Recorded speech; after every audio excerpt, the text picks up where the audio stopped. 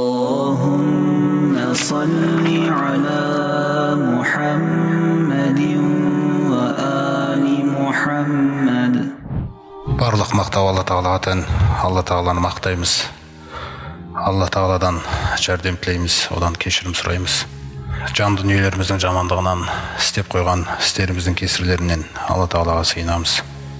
Кімді Алла Тағала тура жолға салса, оны адастырушы жоқ. Кімді адастырса, оны тура жолға салушы жоқ. Алладан басқа тәңір жоқтығына куәлік береміз. Серігі жоқ жалғыз, сондай-ақ Мұхаммед оның құлы әрі елшісі екендігіне куәлік береміз. Және де пайғамбарымызға Аллах Тағаланың салауатын, сәлемін, рахым берекелерін тілейміз. Ассаламу алейкум ва рахматуллахи ва баракату. Құрметті жамағат, Аллах Тағала баршамызға пайдалы білім нәсіп етсін. Біз сіздермен пайғамбарымыздың өмір баяны дәрісіндеміз. Өткендегі имандасу сағатында пайғамбарымыз саллаллаху Жуара сүресінің соңғы аяттарынан түскен еді. Аузу биллахи минаш шайтанир раджим. Фала тадғу мааллахи илахан ахара фатакуна минал муғаззабин ва анзир аширатакал ақрабина ваджнах вахфид жанахака лиман табаака минал муъминин. Ей пайғамбар, Алламен бірге басқа тәңірге сыйынба, әйтпесе азапқа ұшырайтындардан боласың. Өткенде айттық, Алла Тағаланың хақысы, Алладан басқа тәңір жоқ. Күллі нәрсе осы хақысы үшін жаралған, осы хақысы үшін сұралады қияметте. Туысқандарыңа ашық барып, жақын ағайындарыңа ескерт деген кезде, сол оқиғалардың барлығы айтылды, қалай ескерткендігі туралы, сосын Құрайыштың ішіндегі жаңағы кәпірлердің пайда болуы, яғни пайғамбарымыз саллаллаху қарсы келушілер, Құранға қарсы шығушылар, Алла Тағаланың жалғыздығын мойындамайтындар, Алла Тағаланың Құранын мойындамайтындар, пайғамбарымыз саллаллаху мойындамайтындар. Сол кезде біраз оқиғалар айтылды. Абу Жахилдің пайғамбарымыз саллаллаху байланысты қандай нәрселер істегені, соған қатысты аяттар айтылды. Сол қарсылық сол басталғаннан пайғамбарымыз Мединаға көшкеннен кейін де біраз жылдарға созылды. Тек пайғамбарымыз хижратқа көшкеннен кейін ол кішкене күрделі бейнеде жүзеге асты олардың қарсылықтары, яғни олар мұсылмандарға қарсы күрес ашты.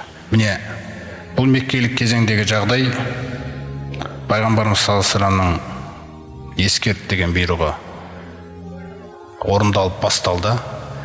Пайғамбарымыз саллаллаху жалғыз өзі осы уақытта тек өзі ғана ашылды халыққа. Ескертумен сахабаларға әлі жаңағы сахабаларының ашылуын қалаған жоқ. Олармен біз айтылды 3 жыл Арқам ибн Әби әл-Арқам деген сахабаның үйінде жаңа пайғамбарымыз саллаллаху тәлімдеп, тәрбиелеп жатқан есімізде Құранның аят сүрелері арқылы. Міне бұлар Әл-Валид ибн әл-Муғираның өткенде қиссасы айтылды. Жалпы мына нәрсені бір қайталап кетсек, Құран сөйленген кезде, пайғамбарымыз саллаллаху Қағбаның қасына барып Құранды Құрайыштарға оқыған кезде осылай бұйырылды. Аят түседі, барып оқиды оларға. Оқыған кезде мына Құран жан дүниесіне әсер етеді. Жан дүниесіне әсер етеді, ішкі дүниеде жоққа шығарамайды мынаны.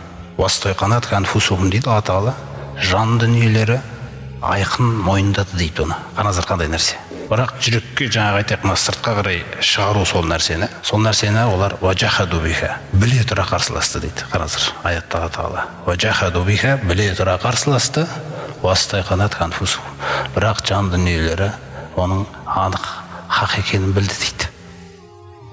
Яғни күпірліктің жаңағы көрінісін түсіндіріп отыр Алла Тағала.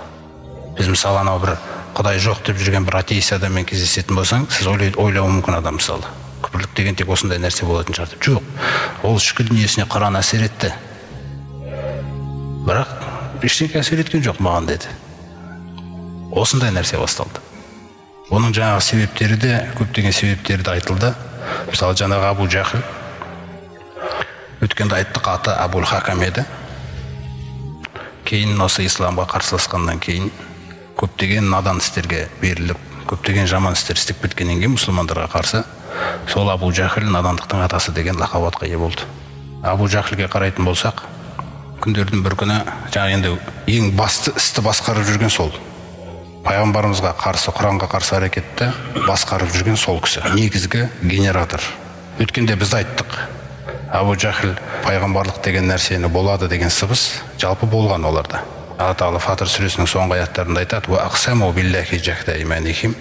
Олар дейді, кәдімгідей Алла Тағаламен ант еткен дейді. Мына жақта иудейлер жүр, бізде кітап бар, бізде Мұса пайғамбар келген, мына жақта жаңағы Інжілді ұстап насаралар жүр, бізде кітап бар, бізге Иса пайғамбар келген дегендей нәрселер. Бұлар Ибрахим атамен мақтанды сол кезде, сосын мынандай ант ішкен кез болған екен. Нақты Алла Тағаламен үлкен ант ішті дейді бұлар. Пайғамбарлық келмей тұрғанда. Егер де бізге Алла Тағала тарапынан ескертуші келетін болса, ла якунунна аразар ахда яхтал умами. На алдыңғы қатарда жүрген үмбеттердің, яғни насаралы мен иудейлердің, кітабымыз бар деп жүргендердің ең тура жолдағысы біз болар едік деп. Сөз айтылды ма? Айтылды. Елші жіберілді. Ол елші келген кезде елшіне тастап қашты дейді бәрі. Неге? Өйткені біз айттық өткенде Әл-Валид ибн Ал-Муғир айтады: "Мен Құрайштың райханымын. Ана вахиду Макка, вахиду Құрайш. Мен Құрайштың дара туғанымын, дарасымын мен. Неге маған түспейді?" дейді. Адамдарда мынандай нәрсе болады. Бір мансап берілсе, бір байлық берілсе, сұлу әйел берілсе, бір саудалары жүріп жатса, сосын күллі нәрсенің бірінші менен басталу керек деген бір санаға кіріп кетеді екен адам. Яғни дүниеде абырой атақ олардан немен өлшенсе, малмен, мансаппен өлшенсе, сол пайғамбарлық та сондай адамға келу керек деп ойлаған екен. Ахум яқсимуна рахмат роббик. Сонда дейді, мен рахымымды дейді, кімді пайғамбар қып таңдаймын, кімді елші қып таңдаймын, сонда мен осылармен ақылдасам ба енді дейді Алла Тағала. Қараңыздар, осылар бөліп атқан сияқты дейді. Керек болса мен дүниелеріңе келетін болсақ дейді, дүниедегі мансабың, креслоң, дипломың, ақшаңның бәленбай ақшасы бар екендігі, бәленбай точкалардың жұмыс істеп атқаны, немесе қай нәрсені ұстап тұрсаң да осы дүниеден нахну қосамна жаңағы байнахум мағишатакум фил хаяти дуния дейді. Қараңыздар, Алла Тағала осы дүниедегі мына тірліктеріңді, тіршіліктеріңді қол жеткізген нәрселеріңнің барлығын мен о баста бөліп бергем дейді. Сен еңбек еттің, бірақ сен ойлама дейді, наған мен жеттім деп. Мен бердім дейді, өйткені ол маған құнсыз дейді. Маған тек бірақ нәрсе керек ертең, соған сен жеткен кезде аузыңнан қандай сөз шығатыны көріз ғой. Осылайша варафана бa'дакум фауқа бa'дин даражат. Дүниеде мен дейді сендерді бір-бірлеріңнен артық қойған дейді. Дүниелегі артықшылық Алланың артында артық емес ол. Түсіндіңіздер ғой? Ол хайыр деп аталмайды Алланың алдында. Абырой деп аталмайды ол Алланың алдында. Дүниеде мен дейді бөліп берген. Қандай дәрежеде бөлген кезде жалияттахиза бa'дакум бa'дан сухриян. Яғни біреуің жұмыс беруші, біреуің жұмыскер. Мен болсын істеп қойған дейді. Жұмыс беруші жұмыс беретін жағдайға өзінен жеткен жоқ дейді. Мен жеткізгем не айтар екен деп. Күндердің бір күні оған бір имам қазіргі заманда, немесе бір досы барып, бір туысқаны барып, қарағым намаз оқы, Аллаға шүкір ет дейтін кезде, Алла Тағала естеймін, білем дейді, қазір не айтатын дейді. Осы күнге дейін бұны оған жақсылық деп санағам дейді дүниені. Қазір енді өзінің өз үкімін өзі шешеді дейді. Қазір қараңыздар. Сол кезде қойшы өзім жеткем мынаған дейтін болса, бітті. Мал қалады, мансап қалады қасында, бірақ Алланың алдында абырой түсіп кетеді. Өзін айналып жүрген адамдардың алдындағы абырой түспейді. Өйткені бұл абырой құнсыз. Бұл дүниедегі адамзаттың стандартындағы абырой. Ол түк шешпейді Алланың қасында. Сондай нәрсені Әл-Валид ибн Ал-Муғир айтты. Неге маған түспейді? Немесе ана Масуд, бір риwayatта бұл Масуд деп келген Масуд ибн Амр ас-Сақифи, Таифтағы Сақиф руының жаңағы үлкен бастығы. Ол Сақиф жақта сақифтықтардың ең бетке ұстар тұлғасы болды. Немесе Таифтағы соған түсу керек еді. Екеуі енді жиі араласып, екеуі де бір сол қоғамның екі ұлы адамы ғой. Алла Тағала сондай дәреже берген екен де, сол дәреже Құранға мойынсынуды қаламады. Өйткені Құран бізге түспеді дейді. Вақолу лаула нузила хазал Құр'ан кәдімгідей айтқан, неге бұл Құр'ан түспейді аля роджулин минал қариятайни азим, мына Меккедегі немесе анау Таифтағы екі ұлы адамның біріне неге түспейді бұл Құр'ан, неге оған түседі деген нәрсе. Сондықтан бұл нәрселерді айтып жатқанымыз, құрметті жамағат, күпірлік неден басталған? Құдай жоқ деген сөзден ба? Жоқ, одан емес. Өйткені пайғамбарымыз саллаллаху алейхи ва айтады: "Вала ин саалтахум", егер сен олардан сұрасаң, "Мен халақас самавати вал арда", кім аспандарды жаратқан? Кім жерді жаратқан? Кім осы екеуінің арасындағы нәрселердің бәрін жаратқан? Яғни мына күллі көздерімен көріп тұрған жаратылыстың жаратушысы кім деп сұрасаңдар, саяқулун Аллах дейді. Қараңыздар. Міндетті түрде саған Алла жаратқан деп жауап береді дейді. Көрдіңіз ғой? Алла жаратқан. Алладан басқа жаратушы жоқ. Сонда айт дейді: "Қул илхамдулилля", альхамдулилля, дайын тұр екенсіңдер ғой деген мағынада енді. Ар жағын мойындайсыңдар енді. Сол жаратушыға бойсына салмайсыңдар ма енді? Сол жаратушыға қарай сыйынатын жақтарында сол жаққа қарай бұрасасыңдар болғаны ғой деп. Валакинна аксарухум ла я'ламун. Бірақ адамдардың көбісі бәрібір білмейді дейді сенің айтып тұрғанда. Өйткені оның көкірегі соқыр қылып тұр дейді саған. Ол бағанағы нәрсені күтіп тұр. Неге маған түспеген? Бұны енді ешкім емдей алмайды, егер тәкаппарлығында ары қарай жалғасатын болса. Міне осындай қарсыластық әрекеттер жасалып жатты, құрметті жамағат. Сондықтан осы майданды пайғамбарымыз көрді. Ескерту деген кезде халықтың жауап бермей қоюы, бірден бұл халықтың бәрінің Құранға қарай құлай қоймауы, жан дүниелеріне әсерлі сөздер барып жатса да.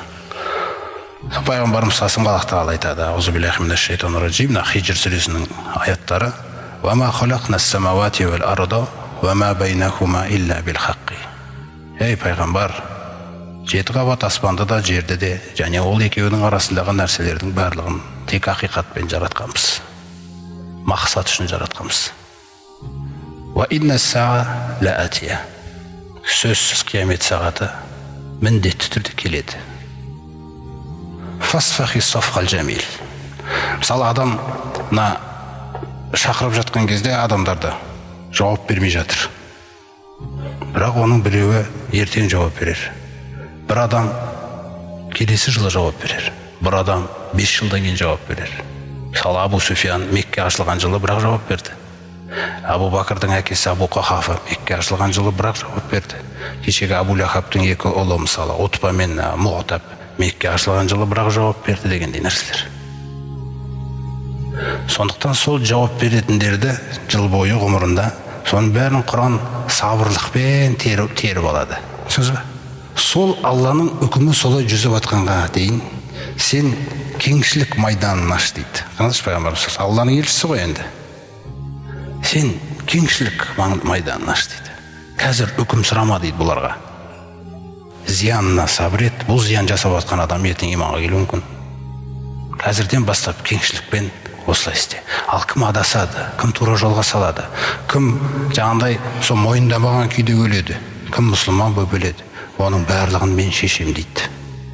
Міне, менің үкіміме дейін кең жаңағы майданды кеңірек ашта, өзіңе айтылған ескертуді жеткізу, осы нәрсені істейсің дейді. Инна роббака хуал халлақул алим. Міне қараңыздар, Раббың сөзсіз сенің Раббың, ол ғой күллі нәрсені жаратқан дейді. Әрбір жаратылысын ол біледі. Көрдіңіз ба? Бүгін қарсы келіп отқан бір адамның 5 жылдан кейін иманға келетінін Алла Тағала біледі. Ва ма кана роббука жаңағы юғаззибахум ва анта фихим. Сен бұлардың ішінде Құранды толық жеткізбейінше, осылардың арасында сен жүрген кезде Раббың бұларды азаптамайды дейді. Бұл шешімі аяғына дейін созатына сенің буыныңды. Аяғына дейін буын жаңағы созып, әркім өзінің ғұмыры таусылып, сол кезде бірақ көріледі, кім иманмен аяқталды, кім күпірлікпен аяқталды. Ол Аллах Тағала Раббың сенің күллі нәрсені жаратқан да сол, күллі нәрсені білуші де сол. Осы жерде үйретіп отқан нәрсесі, құрметті жамағат, Алламен бірге сабыр ету. Неге мынау Абу Жахал құрып кетпейді деген нәрсе? Жоқ, сен айтпа олай әзірше. Көрдіңіз бе? Өйткені Алла шешеді, сен шешпейсің деп жатыр. Ласталака минал амри шайюн дейді Алла Али Имран сүресінде. Бұл істерде ондай үкімдерге араласатындай сенде құқық жоқ, ей пайғамбар. Иннама алейкал балағ. Сенің мойныңда тек жеткізу, ескерту. Осы нәрсе сенікі. Сосын пайғамбарымыз салсымға әуелі өзінің құралдарын таныстырады. Осындай кезеңде қараңыздар, валақада атайнака сабаған минал масани. Сөзсіз біз саған Фатиханы түсіріп қойдық. Намазыңда оқып жүрсің. Қайта-қайта оқылатын 7 аят. Сенің жүрегіңе осы аяттар тыныштық береді дейді. Көрме? Сенің жұмысың жеткізу, намаз. 7 аятты саған біз қайталанып оқылатын түсірдік. Вәл Құр'анул азим. Сондай-ақ ұлы Құранды да түсіріп қойдық біз саған. Пайғамбарымыз оны тахаджудында оқып жатыр. Жаңа таңғы уақытта бір оқиды, екіндінің уақытында бір оқиды, түнгі уақытта тағы намаз оқиды. Сахабалардың бір тобы жаңағыда қасында қосылып, кезек-кезектен кімнің қалай келе алады, сөйтіп қосылып жүрді. Пайғамбарымыз сасымен бірге оқиды. Сосын да нәрсені айтады. Жаңағы айттық біз, Абу Жахилде мал бар. Алла тағала мойындамайды, бірақ қасына барсаң, кәдімгідей жаңа жемісті жеп жатыр, әдемі, мына жақта жаңа ет. Күллі нәрселер жағдай бар. Сонда мысалы мұсылмандар ойлауы мүмкін. Бұл Алланы мойындамайтын адамның неге Алла тағала бұл тамақты беріп қояды оған осылай айтып. Соған қарап, бүйтіп, көзі сүзіліп, ананың қасындағы нәрсеге адам қызығып кетуде мүмкін да дүниесіне. Сондықтан пайғамбарымыз принципті үйретіп отыр. Ла тамуданна айнайка иля ма маттағнаху бихи азважан минхум ва ла тахзан алейхим вахфид жанахака лил муъминин. Біздің оларға беріп қойған түрлі пайдаландырып қойған мына ризықтарымызға сен көзіңді созба дейді. Қараңыз қалай келтіріп отыр. Ризық деген нәрсе құрметті жамағат. Құдай тағала риза болатын ризық бар. Сосын дүниенің құнсыз ризығы бар. Ол Алланың қасында түкке татымайтын. Құр адам жаңа өмір сүретін ғұмырында берілетін да. Мұсылман адам қай ризыққа қарай ұмтылу керек? Алланың риза болатын ризыққа. Алла тағаланың жаңағы сізге дүниеде жақсылық қып беретін ризығына. Олардың қасындағы жаңағы болып жүрген аттары, жылқылары, тағы да басқа нәрселерден соны айтып жатыр. Бірден пайғамбарымыз сасымға түсіндіріп жатыр. Сен екі көзіңді біздің оларға пайдаландырып, қызықтандырып берген жаңағы түрлі дүниелеріне сен көзіңді созба дейді о жаққа қарай. Уәла тахзан алейх. Иелігіндегі нәрсеге де қызықпа, бір. Екіншіден пайғамбарымыз саллаллаху алейхи келіп Құранды оқыған кезде ол Абу Жахилдер мойындамайды мысалы. Қарсы сөйлейді оған. Қарсы сөйлеген кезде пайғамбарымыздың көңілінің тазалығы құрметті жамағат. Пайғамбарымыз олардың ақырет үшін уайымдайды ғой. Қарсы сөйлеп жатқан нәрсесінде ақырет үшін уайымдайды оны. Бірақ кімді Алла тағала сол күйінде мысалы жаңа Абу Жахил болсын, Абу Лахаб болсын, кімде-кім нақты осы дүниеден кәпір болып өліп кететіндігі Алла тағалаға белгілі ғой. Міне сондай адамдарға қатысты айтады: "Уәла тахзан алейхим." Сен қайғырма дейді олар үшін. Алланы мойындамай менсінбей тұрған адамға қарас. Қайғырма дейді оған. Сен тек ескер, жеткіз болды. Сондай-ақ оның қолындағы, еліндегі нәрсеге қызықпа дейді мүлде. Мұсылманның несі да? Анау ертең саған мал беріп, мал ұсынбақшы болатын уақыттар келеді болашақта. Біз сирада келеміз. Соған дайындап жатыр Алла тағала. Ертең сен байқамаған жерден саған мал ұсынуы мүмкін олар әлі. Біраз нәрседе келісіп алсақ қалай болады деп. Ол оқиға әлі болған жоқ, келеді, келесі сабақтарымызда келеді ғой. Соған кіріспе ретінде айтып жатыр ғой қазірден бастап. Иелігіндегі қызықтап жүрген дүниелеріне, мансаптарына, ештеңкесіне қызықпа дейді мүлде. Міне мұсылманның сапасы. Сосын жаңа қасында мүминдері бар. Міне осы мүминдерге қанатыңды жай дейді. Абу Бакр, жаңа Билал, Аммар, мысалы айтайық. Сол сахабаларға, Хаббаб деген нәрселерге. Осылар сенің қызығың дейді. Шындап келген кезде пайғамбарымыз ескерткеннен кейінгі насихатын бастап жатқан кездегі жемісіне исламның қоғамда жаңағы тарап келе жатқанына, Алланың дінінің насихатталып тарап келе жатқанына негізгі дәлел болып тұрған кімдер? Осылар ғой. Міне сенің байлығың дейді. Міне сенің ризығың, ей пайғамбар. Сен елшісің. Елші дүниемен байланысы жоқ оның. Көрдіңіз ғой, оның ризығы. Мыналар, Билал, сенің ризығың. Абу Бакр сенің ризығың міне. Әне, саған беріп жатқан жемістер осылар. Аллардың қасындағылар қызықпа дейді олардың қолындағы дүниелерге. Осылайша пайғамбарымызға тәптіштеп әрбір аятта жүрегіне пайғамбарымызға аталы отырғызып жатыр. Отырғызып, шегелеп. Пайғамбарымыз салам бойындағы қасиеттер қандай. Оларға барған кезінде дүниесі тағы да басқа бір ғана сөзді айтатын бол оларға. Қашан оларға барған кезде дүние туралы тағы да басқа нәрселерді сөйлемейсің, тек мына сөзді айтасың дейді. Қандай сөз? Вақул, айт, инни әнән назирул мубин, сөзсіз мен ашық ескертушімін сендерге. Алланың азабы келіп қалмай тұрғанда мойындаңдар ақиқатта. Сенен тек осы сөзді есту керек дейді ол. Егер ол сенімен ортақ тақырып табатын болса, дүние сияқты, ол мына жақтан алса болады екен ғой деп, жаңағы тәсілдер жасайдылар ертең.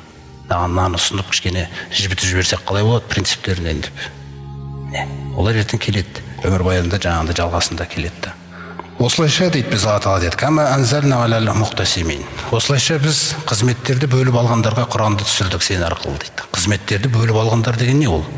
Бұлар пайғамбарымыз саллаллаху алейхи вассаламға қарсылық жасағаннан кейін Абу Жахил Меккеде бұлар жаңағы Қағбаның қасында Хижр деген дуал бар. Сол дуалдың қасында отырады. Өздерінің сол жерде жиналатын жиын орны бар. Бұлар сол жақтарда отырады, мәселелерді шешеді, Меккенің мәселелерді шешеді. Жаңағында енді сол жердегі жаңағы жауапты адамдар ғой, дөкейлер, басшылары, дөкейлері. Сөйтіп Абу Жахилдер бұлар бәрі қарап, мына Мұхаммедтің жолын бөгеу керек дейді. Құраны әсерлі, Құранны тыңдамайтындай болу керек. Адамдар оқымай жатып қашатындай болу керек. Сондықтан қажылық маусымы жақындап қалды дейді. Ертең түрлі жақтан Меккеге қажылық жасайтын адамдар келеді. Яғни қажылық ол кезде бар еді, бірақ құлшылықтың форматы дұрыс емес еді көп жерінде. Сыйыну Алла Тағалаға емес, мүсіндерге тағы да басқа артық рәсімдер қоспалар бар еді. Бірақ жалпы солардың барлығы қажылыққа келген кезде, олар Меккеге келген кезде жаңағы Қағбаның қасында отырған дөкейлерді дөкей деп таниды, олар біледі. Меккенің Қағбаға жауаптылар осылар, Қағбаның пердесіне жауаптылар осылар, қажыларды суаратындар осылар, тамақ беретіндер осылар, панажай беріп қажылығын аяқтыға шығарып салатындар осылар. Сондықтан қажылар жан-жақтан келген кезде қызметтерді бөліп алайық дейді. Сен ана руларға барасың, сен мына рулардың қасында жүресің, сен мына рудың қасында жүресің. Күлліміз Мұхаммедтің жағы барып оқитын Құранын кедергілеу керекпіз. Пайғамбарымыз саллаллаху алейхи вассалам оларға барып ол Құранды оқитын кезде сиқыршы, тыңдамаңдар, сиқыршы ғой деген сөздерді айтасыңдар. Ал сендер ана жаққа барған кезде жынды деп айтасыңдар, тыңдамаңдар, қашыңдар. Бұны психологиялық атака деп атайды, құрметті жамағат. Психологиялық шабуыл. Пайғамбарымызды ішінен тындыру да. Ойлаңыз, адам қандай нәрсені көтеріп тұрған аманатты. Раббысына жаққа барып ескерт дейді, ол ескертіп атқанда налар келеді. Алланың заңдылығын түсіне алудың өзі қиын да мына жерде. Мына жақта туған ағатай жүреді, Абу Лахаб артында жүреді. Бұл жынды, тыңдамаңдар дегендей нәрселер. Сондықтан бұлар Құранға байланысты қызметтерді бөліп алды. Әллазина жағалул Құр'ана ғайдейін дейді. Құран жайында түрлі сөздерді айтты дейді бұлар. Біреулер барып Құранды айтты бұлар. Әза сихрун мубин. Нағыз сиқыр оқып атқаны. Сиқыр тыңдамаңдар, сиқырлап тастайды. Сиқырланған адам болып қаласыңдар. Адамдар қорқады ғой енді. Қорқа бастайды. Кімдер сөйлеп жатыр? Меккенің дөкейлер сөйлеп жатыр. Кімге сенеді бұқаралық ақпаратта? Дөкейлерге сенеді. Адамдар қаша бастайды. Анғам сүресінде айтқандай, вахум янхауна анху. Бұлар қайда жүрсе де Құраннан тыя берді ғой өзі дейді. Қараңыз, тыңдатпай. Ваян ауна анху. Өздері де қашады. Бізге де әсер етпей тұрғанда кетіп қалайықшы деп. Яғни өздеріне әсер ететін бұлар біледі. Әсер бар, тек мойындамайды. Сол өздері әсер етіліп атқанда бұлар мойындамауға біздің күшіміз жетіп тұр ғой дейді да енді. Қарасаңыздаршы, қалай айтып отыр. Біздің мойындамауға күшіміз жетеді. Аналардың мойындамауға күші жетпей қалуы мүмкін ғой. Сондықтан олар тыңдамай жатып, біз солай бөгейміз олардыкін деп. Сөйтсе бұлар біз мойындамауға күшіміз жетіп баратыр деген сөз Алла Тағала жүректерін жауып тастаған екен ғой. Көрдіңіз бе? Хатамаллаху аля қулубихим. Кәпір болып өлетіндерін білген Алла осындай дөкейлерінің жүректерін мөрлеп тастағам дейді. Аналардікін әлі мөрлеген жоқ. Олар қазір қашуы мүмкін, бірақ кейін келуі мүмкін. Түсінсіз бе? Жағдай сондай. Сөйтіп бір бұрышта біреулер барды да Құран сиқыр деді. Біреулер барды да Құран деген асатирул аувалин деді. Бұл Құран бұрынғылардың ертегісі. Қараңыз, тыңдамаңдар. Бұл Құран сиқыр, бұл Құран өтірік, бұл Құран ойдан шығарылған. Әйтеуір әртүрлі сөздерді осы қызметке кірісіп кетті. Енді осы жерде қарасаңыздар, құрметті жамағат, жақсы пайғамбарымызды жаманатты қылғысы келіп тұр ғой. Хақ Құранды жалған қылғысы келіп тұр. Сонда пайғамбарымыз туралы, Құран туралы не тарап жатыр, жалпы ақпарат тарап жатыр ғой. Ар жағында енді Алла біледі кімге қалай жүрегіне кететінін оның. Сосын ол қажылық маусымындағылар ары қарай кетеді ғой, еліне барып айтады ғой. Сосын Мұхаммед деген біреу шығыпты, дөкейлері тыңдамаңдар сондай деген кезде, ол қоғамның ішінде де зиялы адамдар бар ғой. Солай болып жатыр ма деп. Ол ондай әсер алмайды ғой. Көрдіңіз бе? Соқтан жаңағы мына бір оқиғаны келетін болсақ, Димат әл-Азади деген кісі, Азди деген рудан, сол кісі Меккеге келіп қалады. Сонымен жаңағы Құрайштың дөкейлері оны таниды. Сөйтіп солармен отырып, Кағбаның қасындағы жиында отырып сөйлеседі. Сосын олар айтады, ана Мұхаммедтен байқа, ол жынды дейді. Қарастыр, кәдімгідей. Ол деген жынды дейді. Сосын бұл тыңдап отыр бұл ақпаратты. Олар оны басқа мақсатта жеткізіп отыр. Түсіндіңіздер ме? Қашыру үшін. Димат, ол Алла Тағала фитрасы, мына жүрегіндегі жаңағы түйсігі бұзылмаған. Алла Тағала өз Рум сүресінде айтқандай, «Фәақим уәжхәка лиддини ханифа», ей пайғамбар, дидарыңды Аллаға берілген түрде Раббыңа қарай бұр. Фитраталлахи фатаран наса алейха. О баста Алла Тағала адамзатта осы түйсікпен жаратқан ғой дейді. Міне. Сол түйсікте ол жанашырлығын жасап, жын соқты деп айтып жатыр ма екен? Деп пайғамбар саллаллаху алейхи келеді. Ол кісі жаңағы жын соқты деген адамдарға дем салатын кісі. Димат әл-Азди деген кісі. Сонымен келіп пайғамбар саллаллаху алейхи сөйлеседі. Халқың осындай деп айтып жатыр екен. Мен негізі өзім дем салушы адам едім. Егер қажет болса, мен дем салайын. Сөзін қараңыз, Алла қаласа шипа береді. Мына жақтағы нәрседе дұрыс нәрселер бар. Жаңағындай сөз сізге келіп біреу айтып жатса, не істейсіз? Адам эмоциямен кетуі мүмкін, ей, сен мен кім деп ойлайсың деген нәрселер болады ғой енді өмірде. Пайғамбарымыз саллаллаху алейхи жаңа жерде мына сөзді айтады. Жауап ретінде. Иннал хамдалилла. Расында мақтау Аллаға тән. Нахмадуху. Алланы мақтаймыз. Ва настағину. Алладан ғана жәрдем тілейміз. Ва настағфиру. Және одан кешірім сұраймыз. Ва наузу биллахи мин шурури анфусина ва мин сайяти аъмалина. Жан дүниелеріміздің жамандықтарынан, істеріміздің кесірлерінен Аллаға сыйынамыз. Ашхаду алла илаха иллаллах вахдаху ла шарика ла. Жалғыз өзі, серігі жоқ Алладан басқа тәңір жоқтығына куәлік беремін. Және Мұхаммед оның құлы әрі елшісі екендігіне дейді. Димат әл-Азади дейді. Әмма бағыт деп пайғамбарымыз сөзді енді бастайын деп айтады. Бұны кіріспе сөз деп айтады. Біз уағыздардың басында айтылатын себебі сол. Пайғамбарымыздың өзінің әрбір сөзінің басында айтқаннан кейін біз уағыздардың басында айтылатын себебі сол. Пайғамбарымыздың сүннеті бойынша. Әмма бағыт, ал ендігі кезекте деп кірісіп келе жатқан кезде пайғамбарымыз Құраннан аят оқиын деп тұр енді қазір оған. Тоқтаңыз, тағы бір айтыңызшы дейді. Пайғамбарымыз қуанады, тағы бір айтады жаңа сөз. Тағы бір айтыңызшы дейді. Тағы бір рет айтады. Мен қанша көріп келді көрдім, қанша ақынды көрдім, қанша жыршыны көрдім деген нәрселерді. Қаншалаған адамдарды көрдім. Мен бұндай сөз естіп көрмеппін дейді. Жүрегімнің түбіне түсірдіңіз ғой дейді сөзіңізді. Қолыңызды әкеңіз дейді. Ашхаду алла илаха иллаллах, ашхаду анна Мұхаммад расулуллах. Мына жағында өзі дұрыс болып шындықты іздеп жүрген адамға не бір қулық сұмдықтар зиян тигізе ала ма екен? Зиян тигізе алмайды екен. Өзіміз көрінген өсекке байыбына бармай әрбір нәрсеге ере бергендіктен Ол біз сондаймыз да. Қараңыз қандай нәрсе болып отыр да. Сол жерде бірден әлі Құраннан аят басталған жоқ, кіріспе сөзбен иман келтіріп кетіп отыр адам. Димат әл-Азади деген кісіні қараңыздар. Осындай жағдайлар болды. Олар әрекеттерін жасап жүрді. Құран туралы неше түрлі сөздерді айтып. Олар өзі жұмыстарды бөліп алды. Мысалы Қоф сүресінде, аузубиллахи минаш-шайтанир-раджим, Қоф вал Құр'анил Маджид, Алла тағала айтады, дәрежелі Құранмен ант етемін. Бәл-ғаджибу. Олар өтірік таңғалысты дейді. Мүмкін емес бұндай деп. Бірақ олар біледі пайғамбар келу керектігін. Түсіндіңіз ғой? Өздері баған ант етті ғой.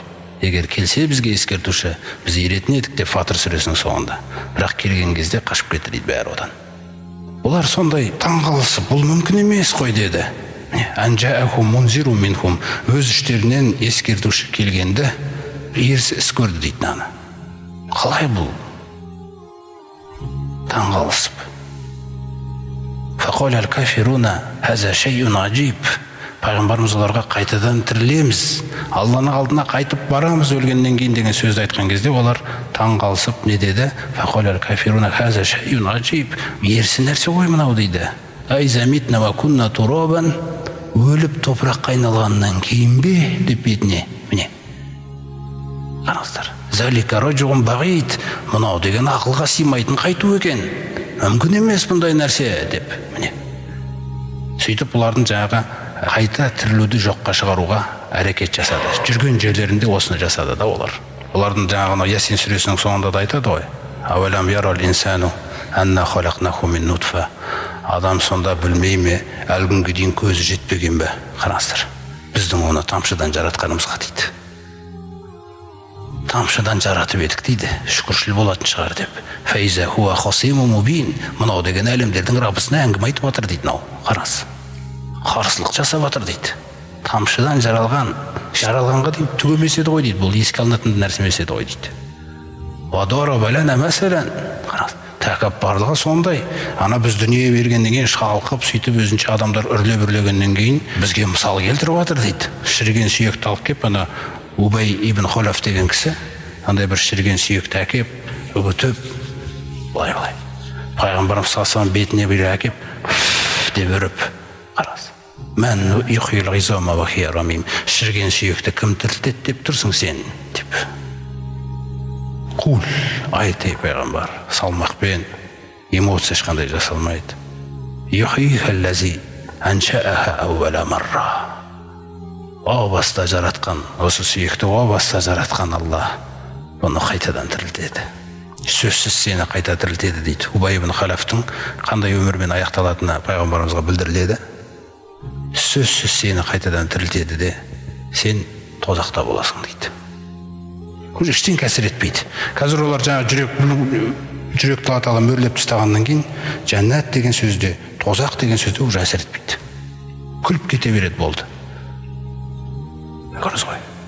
Керек болса былай деп айтады пайғамбарымыз салсамға: нахну аксара амуалан ва ауладан.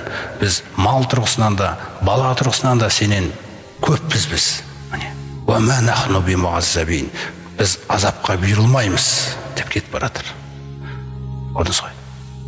Не осындай тәкаппарлықтар пайғамбарымыз салсамға қарсы жасала берді. Бұның барлығы не деген кезде, бұның барлығы психологиялық, моральдық шабуылдар еді. Ең әуелі бұл майданға пайғамбарымыздың өзін шығарды. Сахабалар бұны күнде біліп, пайғамбарымыз салсамға келіп айтады ғой оқиғаны. Сырттан көреді. Олар көріп жатыр. Ертең олар мен не істеуі мүмкін да. Соқтан ең бірінші елші шықты. Осы сынаққа да. Сот сүресінде де жаңа Алла айтады: сот вал Құр'ани зикр. Сот үгіт насихаттың иесі болған Құранмен ант етемін. Бәлиллазина кафару фи ғиззатин ва шиқоқ. Шынын айтайын ба, ей пайғамбар дейді. Шынын айтатын болсам, олардың істеп жүрген нәрселері дейді.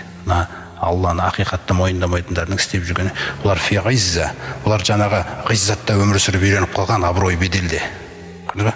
Енді сен келіп бұлардың абырой беделіне бір тиісіп атқан сияқты болып көріп тұрсың.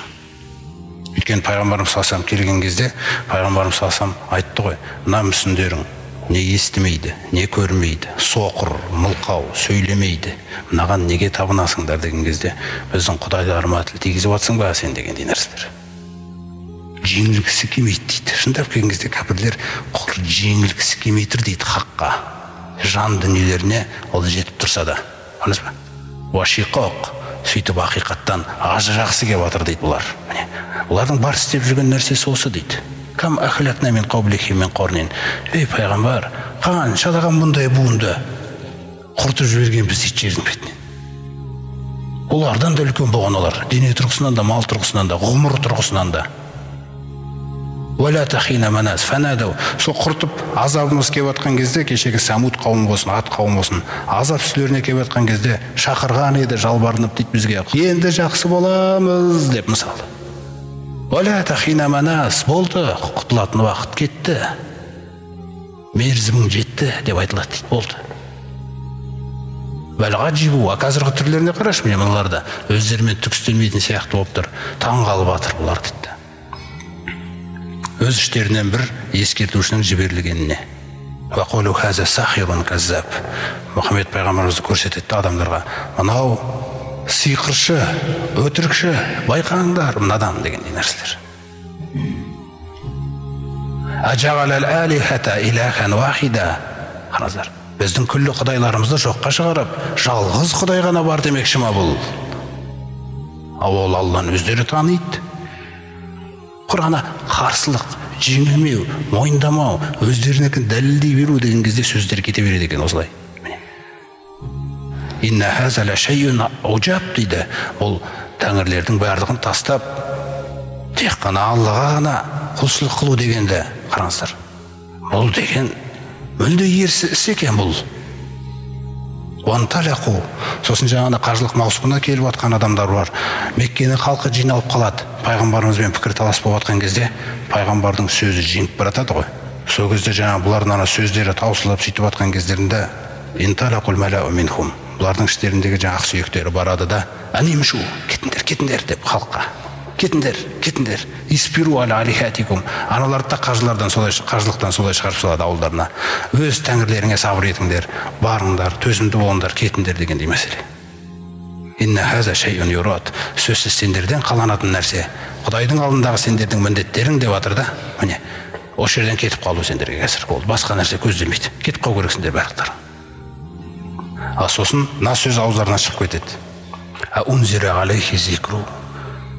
Неге насихат болған түседі Құран? Мин бәйнина, біз тұрғанда. Көрме сөзден сөзге қалай ауысады, сөздері қалай ауысып жатыр. Біз тұрғанда неге оған түсті? Шындық ашылып кетті. Неге қарсы келіп жатқандарының шындық ашылып кетті. Неге оған түседі Құран? Біз тұрған кезде. Сосын Алла Тағала бағасын береді. Шынын айтайын ба? Деп бұларды айтып жатады. Бәлкум фи шаккин мин зикри. Міне. Бұлар менің үгіт насихатыма нақты жаңағыдай шакта жүрген адамдар. Бұл шак қашан кетеді деген кезде сондай қарсы келетіндерге қатысты алам язуқу азаби дейді. Азабымның дәмін татпай тұр ғой дейді бұлар. Азабымның дәмін татпағаннан кейін бұлар осындай өздеріне жасап алған дүниелік абырой беделде, қарсылықта, наразылықта жүр Құранға қарсы.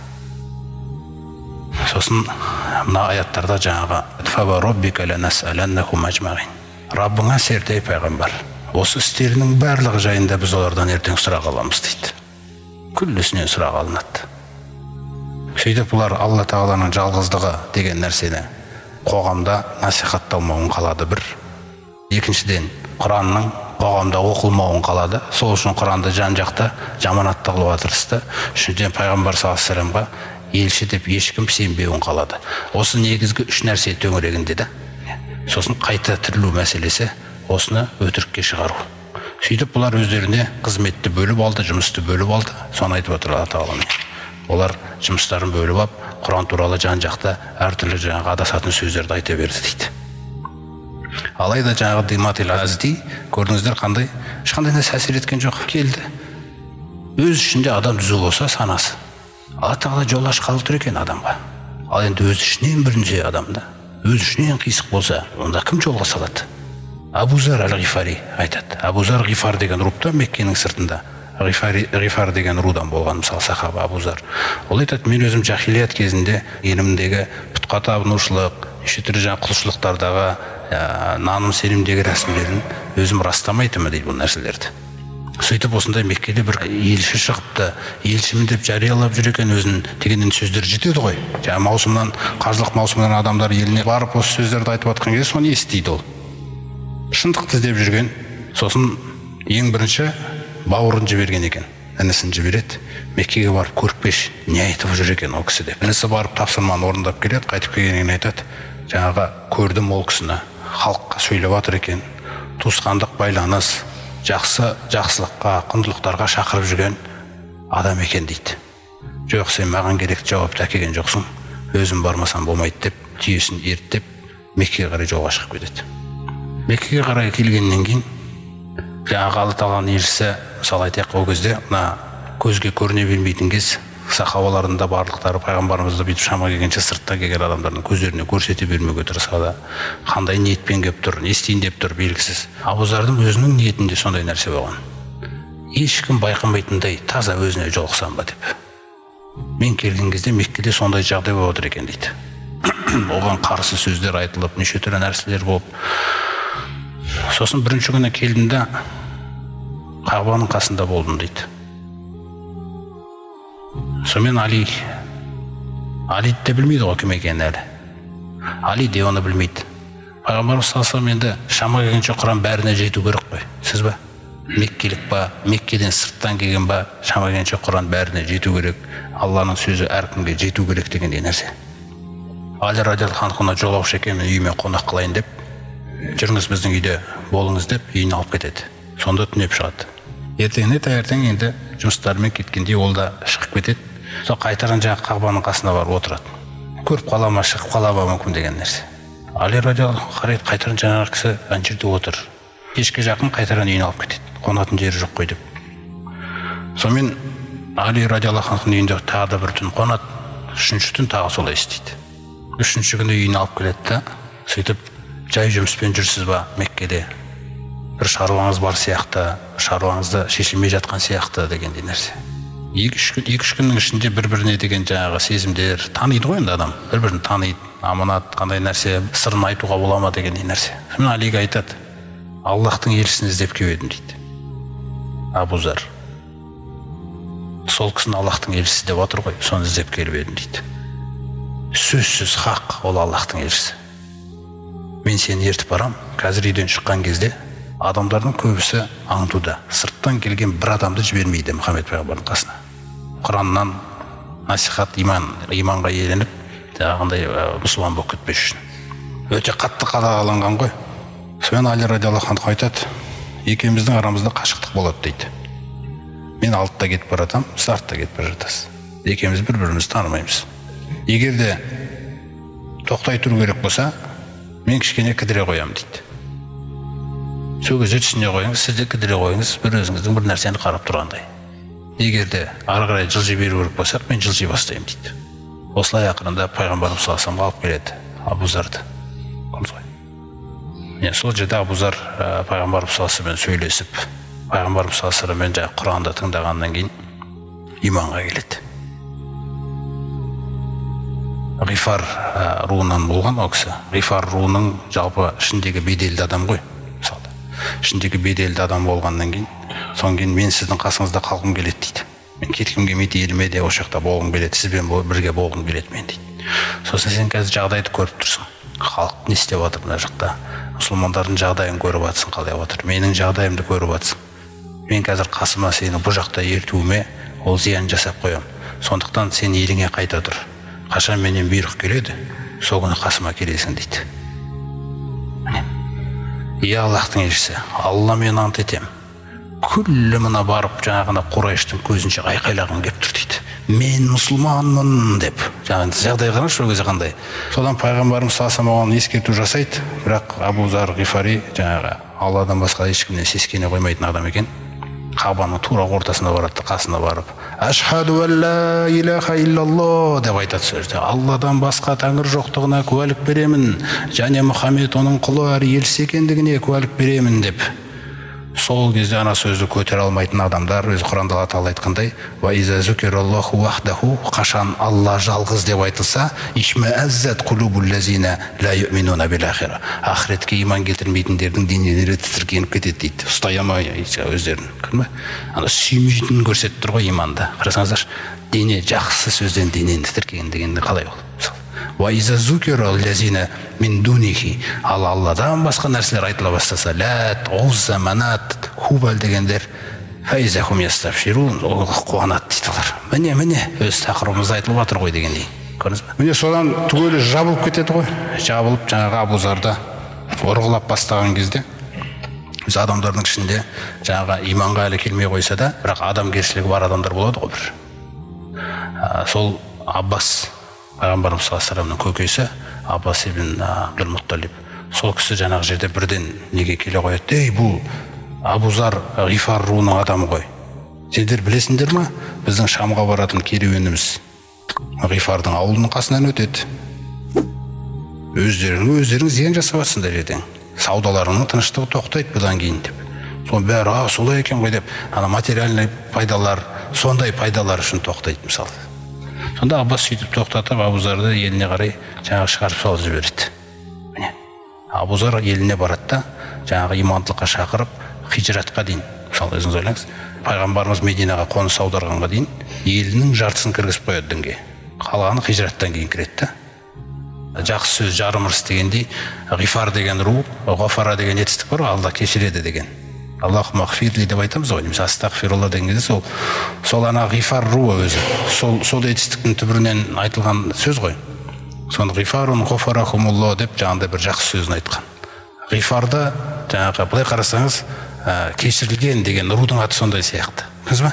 Кешірілгенде Құдай кешірді деген мағынада. Ғифарды Алла кешірді ғой дегендей мәселе. Адамдар қандай жағдай болып жатса да, сөзіміздің басындағы айтқанымыз, кімді Алла Тағала тура жолға салса, оны ешкім адастырмайды. Кімді адастырса, оны тура жолға саламайды. Біреуді Алла Тағала тура жолға салам десе, оны қанша жаңағы исламнан бөгесе де, оны бәрібір ешкім бөгей алмайды. Егер Алла Тағаланы тура жолға салуды қаласа. Мына жақтан жаңағы Абу Жахил кеп тиісіп кетеді. Мына жақтан кеп жаңағы мысалы айтайық, Диматул Азад иман келтіріп кетті. Қарап тұрсаңыз, жақсылық, жамандық бірге жүр. Мысалы Абу Жахил мынандай нәрселерге дейін ұйымдастырған.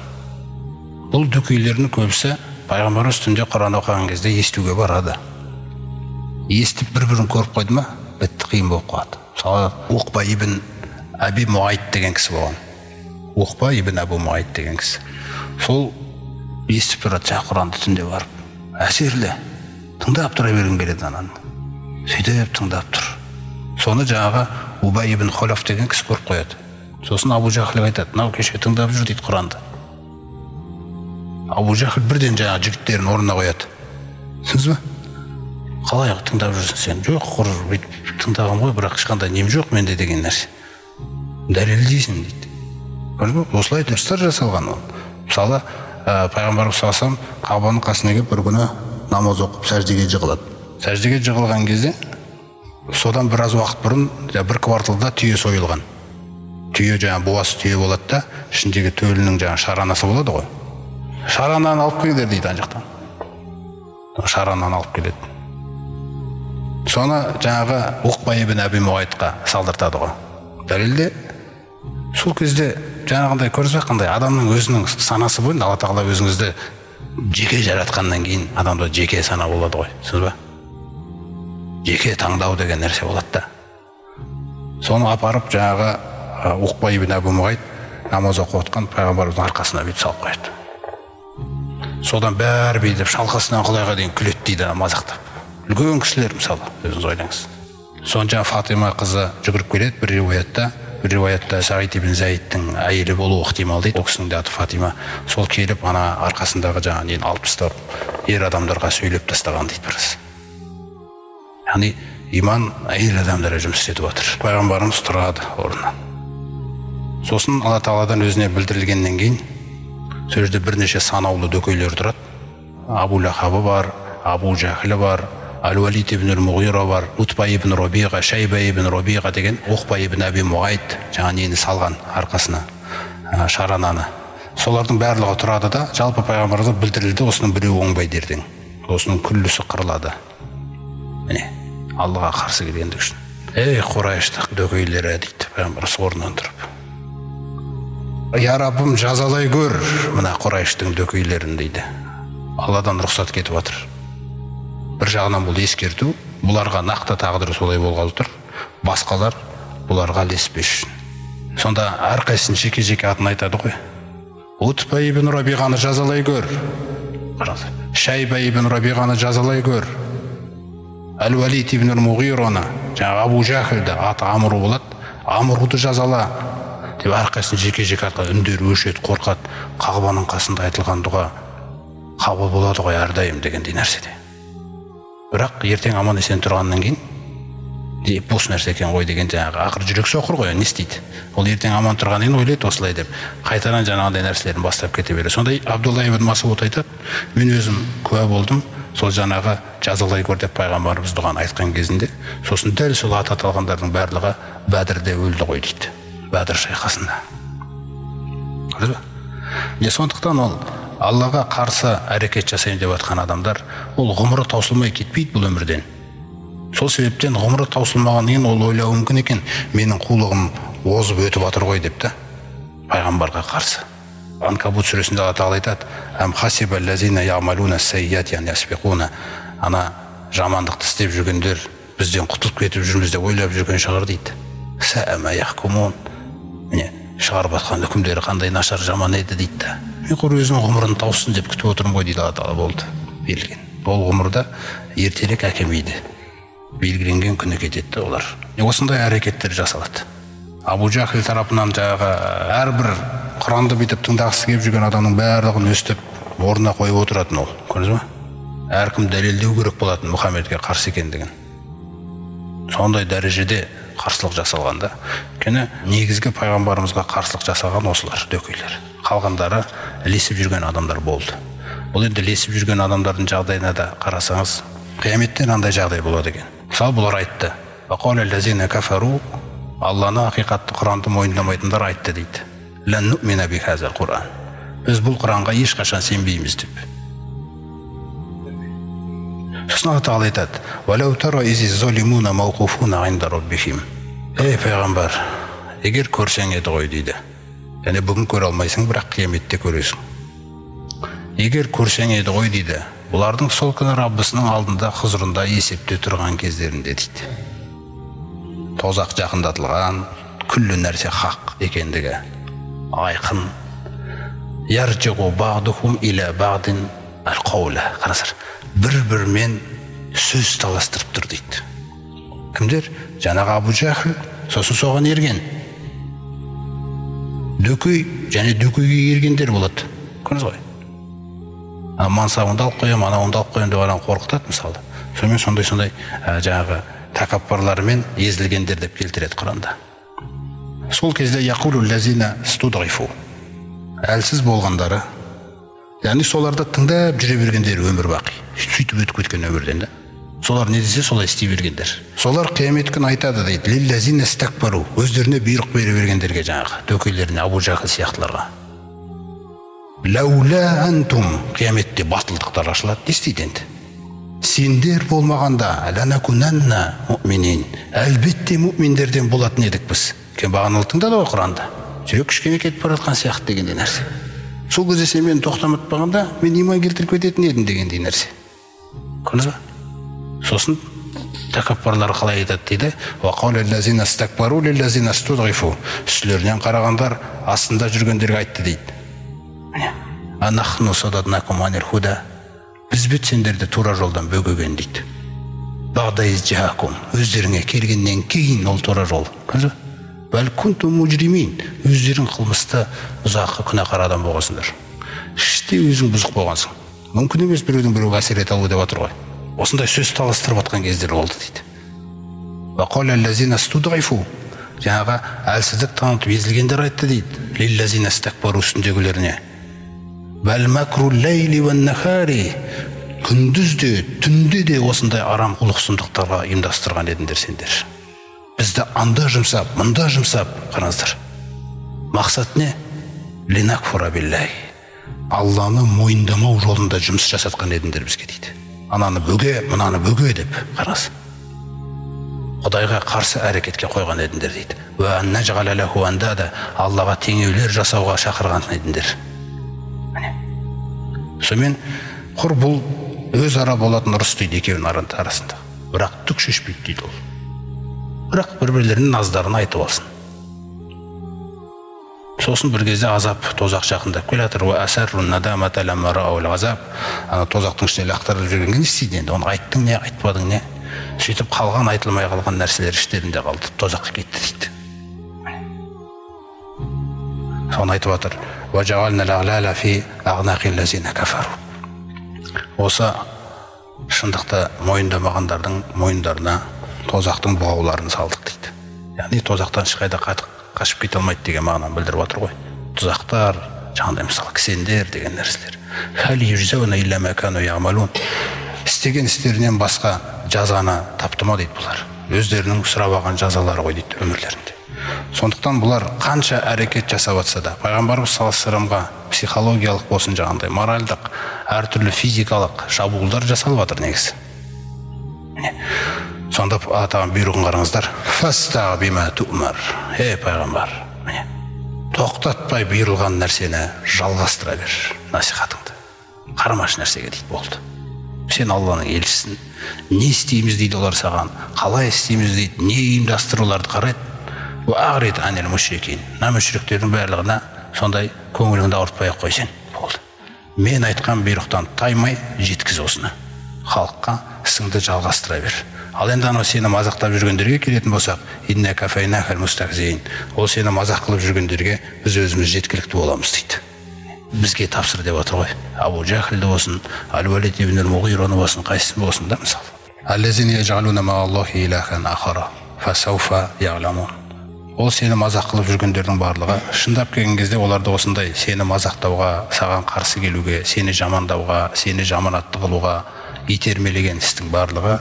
Өйткені бұлар Алламен бірге басқа тәңірлерге сыйынады дейді бұлар. Міне, бұлардың жаңағы пайғамбарымыз келген кезде тәңірлердің бәрі бос нәрсе еді ғой. Көрдіңіз ғой. Сондықтан оларға бұл сөздерді көтере алмай, бұл сөзді Алла тағала сөйлеп отыр ғой. Мүсіндерің естімейді, көрмейді, білмейді, пайда бермейді, зиян тегізбейді деген нәрселер. Не өздеріне жәрдем бере алмайды, не сендерге жәрдем бере алмайды деген кезде бұлар бұқаралық ақпаратқа оны былай шығарады келді. Абу Толибке келіп айтады. Әй Абу Толиб, ана бауырының баласын тый. Біздің дінімізді айыптап жатыр, құдайларымызды сынап жатыр. Ақылдарың жоқ сендерде деп жатыр. Неге ойланбайсың деген нәрселерді жаңа бәрін келіп айтады осы нәрселерді. Ананы тыятын бол дейді. Абу Толиб Ақил деген баласын шақырып, Мұхаммедті ертіп келші дейді. Соны пайғамбарымыз саллаллаху алейхи ертіп келеді. Әй бауырының баласы, ана қауымын келіп шағымын айтып жатыр. Міне, діндерін айыптамаш бұлардың. Құдайларына бұны сынамаш деген. Ол не Алланың сөзі ғой, хақсыз сөйлеп отыр Алла тағаланың. Көрдіңіз бе? Оның бәрін олар жаңағындай қылып басқаша келтіреді да. Біздің дінімізді айыптап жатыр, құдайларымызға тіл тигізіп жатыр дегендей нәрселер. Сол сөзді айтқан кезде пайғамбарымыз саллаллаху алейхи вассалам сөзді айтылып болғаннан кейін айтады. Күнді көріп тұрсыңдар ма дейді. Иә дейді, барлығы көріп тұрмыз дейді. Сол күннен бір шоқ әкеле аласыңдар ма дейді сендер, құдіреттерің жете ма дейді. Жоқ, жетпейді дейді. Сол күн дейді Алланың әмірі дейді ол. Алланың әмірі, сендер одан ешқашан шоқ әкеле алмайсыңдар дейді. Барып. Сол күннен бір шоқтықты алып келуге сендердің құдіреттерің қалай жетпесе, мен істеп жүрген істе Алланың әмірі. Мен де бұл істі тастауға құдіретім жетпейді дейді. Көрдіңіз ғой. Бір риуаятында тағы айтылады қосымша ретінде, оң қолыма күнді, сол қолыма айды ап кеп қойсаңдар да, мен бұл істі тастамаймын дейді. Сонда жаңа Абу Толиб айтады, шындықты айтып тұр ғой менің бауырымның баласы.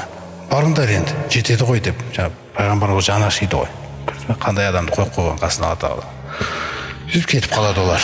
Яғни бұл жолы олардың істі сәтті болмайды өздеріне байланысты. Осындай әрекеттер жасап жүреді. Осының барлығында адам психологиялық тұрғыдан моральдық тұрғыдан жеңіліп қалуы мүмкін, жеңіліп қойшы деуі мүмкін да. Соны айтып жатыр. Алға, ей пайғамбар деп жатыр. Алға, мына істі жалғастыр, ары қарай тоқтама.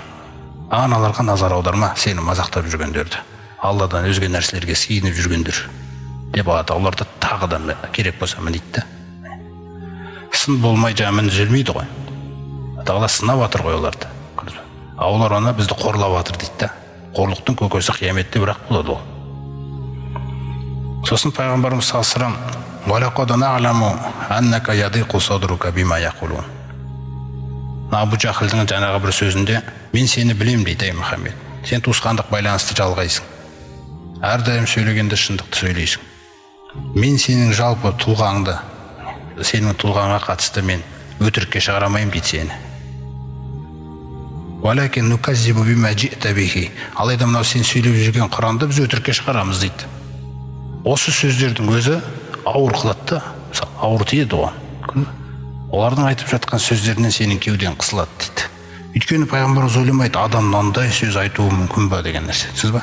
Көкірегінің тазалығы сондай дәрежеде болған, құрметті жамағат. Бір адам келіп, мысалы бір Мединада жүрген кезде бір мұнафықтар келіп бүйтіп пайғамбарымызға сөйлеп тұрса, сол өтірік айтып тұр деп ойламайды ғой пайғамбарымыз.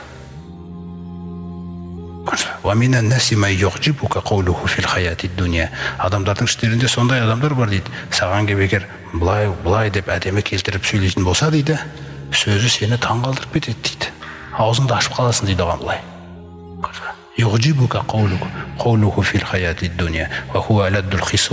Бірақ негізгі ең қас дұшпаны осы дейді саған келіп тұрған. Сен білмейсің де дейді аны. Әрбір адам ғана ниет, көкірек таза да. Мына кісі сөйлеп жатқанда өтірік айтып жатыр деп ойламайды. Қиналады, ананың ана сөзі үшін, анау адам қиналудың орнында пайғамбарымыз ол үшін қиналады да.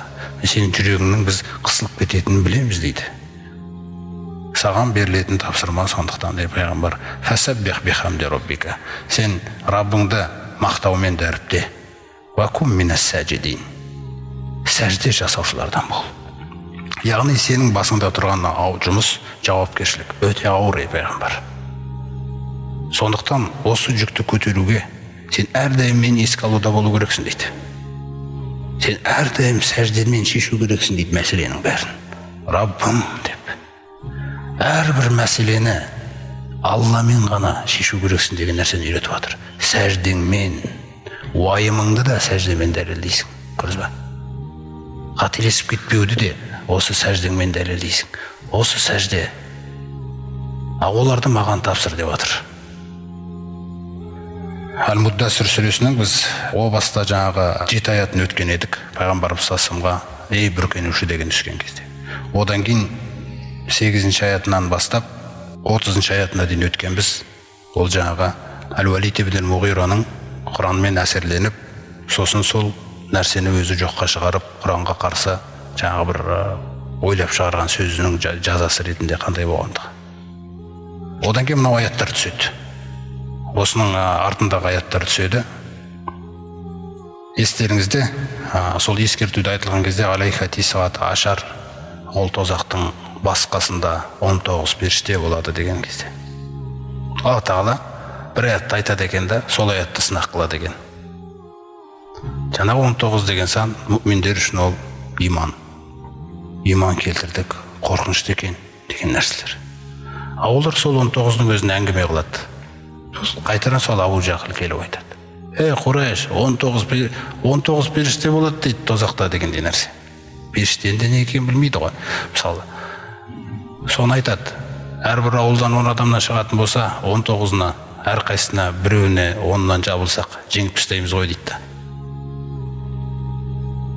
Осындай нәрселер. Бұл сөз айтылып жатқан кезде өзіңіз көрдіңіз, бәленбай жастағы ер адам осы сөзді айтып жатқан кезінде пайғамбарымыз жүрегі қысылады. Не нәрсе мынау? Бұл ақиқат болғанға дейін, олардың бәрін біріктіріп тұрған нәрсе сияқты болған. Сөйтсе біріктіріп тұрған нәрсе шындап келгенде дүние екен ғой, дүние. Ибрахим сүресінде Алла Тағала айтады: «Уайлун лил кафирина мин азабин шадид». Кәпірлерге қатты азаптан қайғы болады бастарына дейді. Кімдер олар? Неге? Әллазина ястахибуна аль-хаятад дуния аль-ахира. Олар осы дүниені ақыреттен жоғары қойды дейді. Көрдіңіз бе?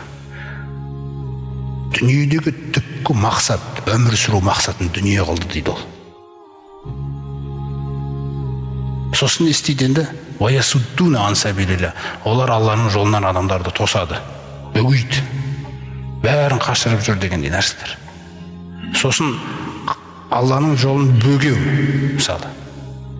Исламнан бөгеулері, сол кезде жаңағы бөгеулері эффективный болу үшін істейді, тиімді болу үшін. Ябғунака ғиважа, дінді қисық қып көрсетуге тырысады дейді. Яғни жаңа не деді кеп? Мынау біздің дінімізді айыптап жатыр. Мынау біздің құдайларымызды сөгіп жатыр.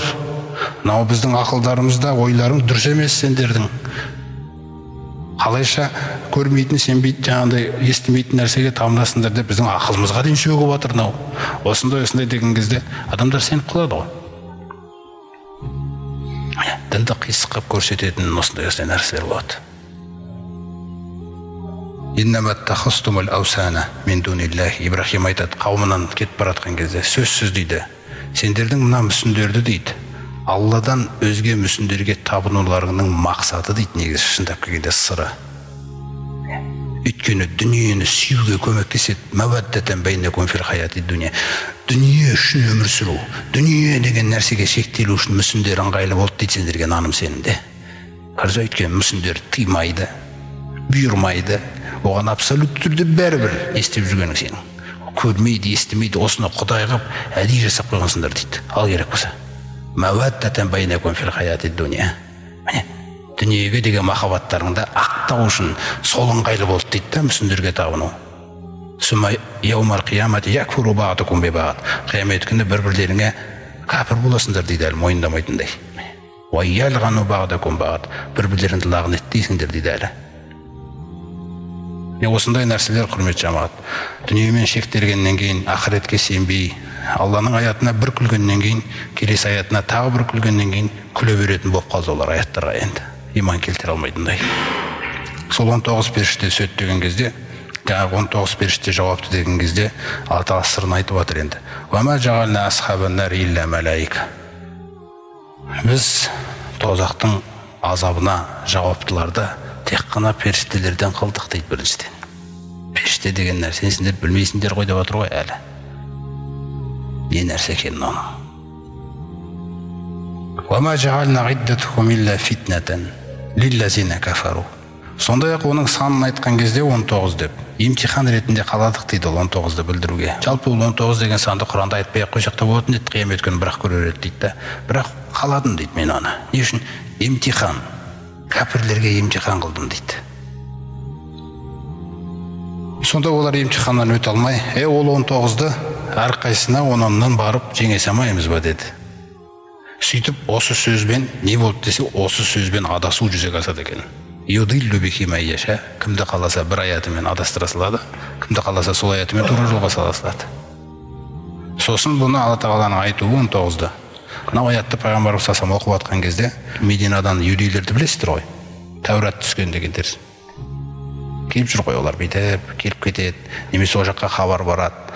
Қызым саған айтам, келінім сен тыңда дегендей жібереді. Алла Тағала о жаққа да бір жағын жіберіп қояды. Не деген кезде?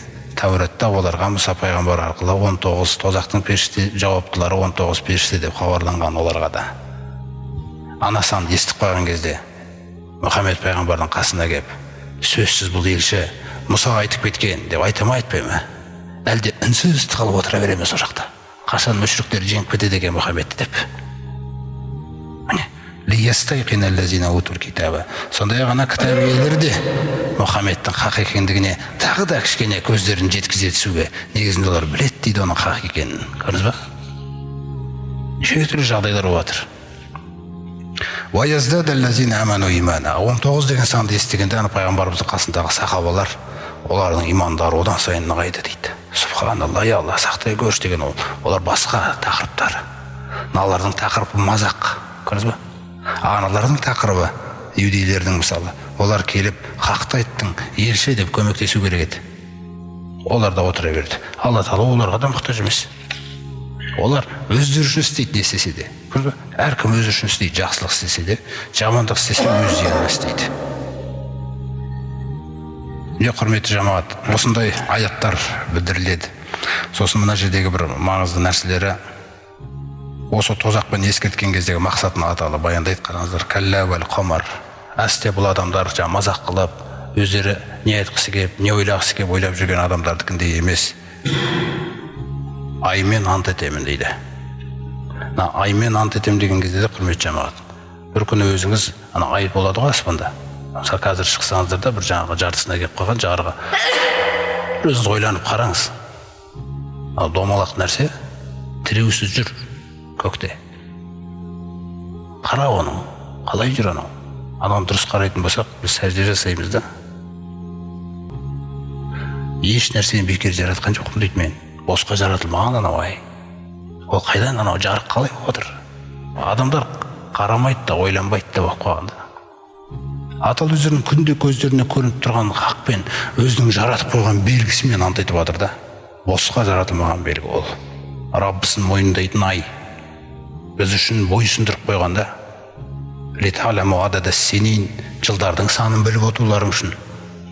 Ол хисап, есепті біліп отыруларың үшін. Қазір қай ай кірді, Рамазан қашан басталады, қашан аяқталады, Құрбан айт қашан келеді, қажылық қашан басталады деген нәрселер. Сен үшін қойып қойғанбыз дейді оны. Аймен ант етем дейді аталы. Жаратқан нәрсесі. Күллі жаратқан нәрсесі оныкі. Күллі нәрсені ол жаратқан хақ. Аймен ант етем. Сондай-ақ түнмен де ант етем дейді. Мысалы қазір түн, біраздан кейін түн келеді, бізді бүркейді. Алланың әмірі жұмыс істеп отыр ма, жұмыс істеп отқан жоқ па? Ешкім өзгерте алмайды, ол бұл түнді кешіктіре алмайды, немесе ертелете алмайды ғой оны, дұрыс па? Ол басады. Күлліміз сол әмірге жеңілеміз. Ешкім ештеңе өзгерте алмайды. Одан кейін рахыммен вассубхи иза асфар, ағараңдап келе жатқан таңмен ант етем дейді. Сосын таңды сыйлайды бізге. Жаңағыдай таң намазын оқып, жұмыс берекелеріңе шығып кетесің, мысалы іздеп. Ол ғой істеп жатқан. Сен жалпы оның әмірімен өмір сүріп жатырмыз ғой біз. Көрме? Күллі пайдаланып жатқан нәрсең оныкі ғой. Өзіңнен бастап. Күллі нәрсе оныкі. Осы ақиқатпен ант етіп отыр Алла Тағала. Қайсысын жоққа шығара аласың мұны? Иннака ла ихтал кубар. Осы көздеріңе көрініп тұрған белгілерім қалай хақ болса, сендерге ескертіліп атқан тозақ та сондай хақ дейді. Сондай-ақ тозақ дейді, сендерге ескертілген нәрселердің, үлкен нәрселердің ірісі дейді бұл. Ол ойыншық емес дейді. Назирон лил башар, адамдарға ескерту ретінде хабарлап жатырмыз дейді осы нәрсені. Лиман шаа минкум ай ятақаддама ау ятаахар. Кім сендерден қаласа осы насихаттан кейін ілгері жылжысын дейді. Ақыретке қарай, кім қаласа кешеге берсін дейді. Яғни бұл жылы Тағала өзің мұқтаж емес екендігін, ертең өкінетінде, қуанатында қиямет күні адамның өзі болады мысалы. Күллу нафсин бима касабат рахина. Әрбір жан өзінің істеген еңбегінің, кәсібінің, табысының, осы дүниеде істеген істерінің тұтқыны болады. Күллі істеген нәрсесі тұтқындайды ол. Ешкім ешқайда қаша алмайды сол нәрседен.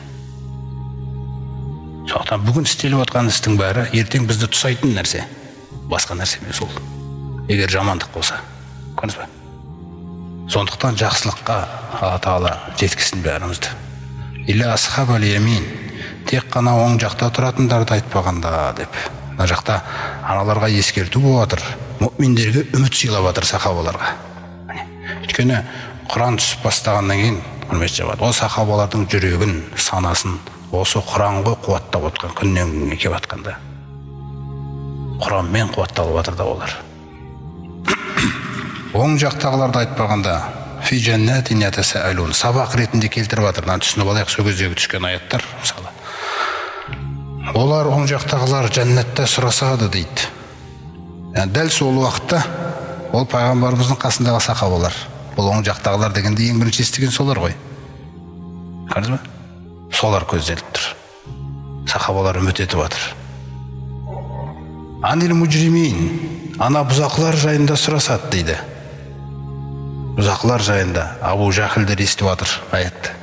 Абу Жахіл, Әл-Валид, кімдер көзделіп жатқан себебі? Мәсәләкәкум фи сақар деп айтады. ана сақарға, мысалы, ана ыстық жалындаған тозаққа не сендерді тастап жүрген деп сұрақтың өзін қарасаңыздаршы, ол мысалы қандай. Олар күлді ғой мүминдерге. Мүминдер де күледі оларға, бірақ мүминдердің күлкісі ол бұл дүниедегі мазақ қылып күлу нәрсесі емес. Бірақ Алла Тағала сондай сұрақты қойдыртады. Сендерді тозаққа не түсірді деп. Қарасқан, ол ауыр болып тиеді оларға.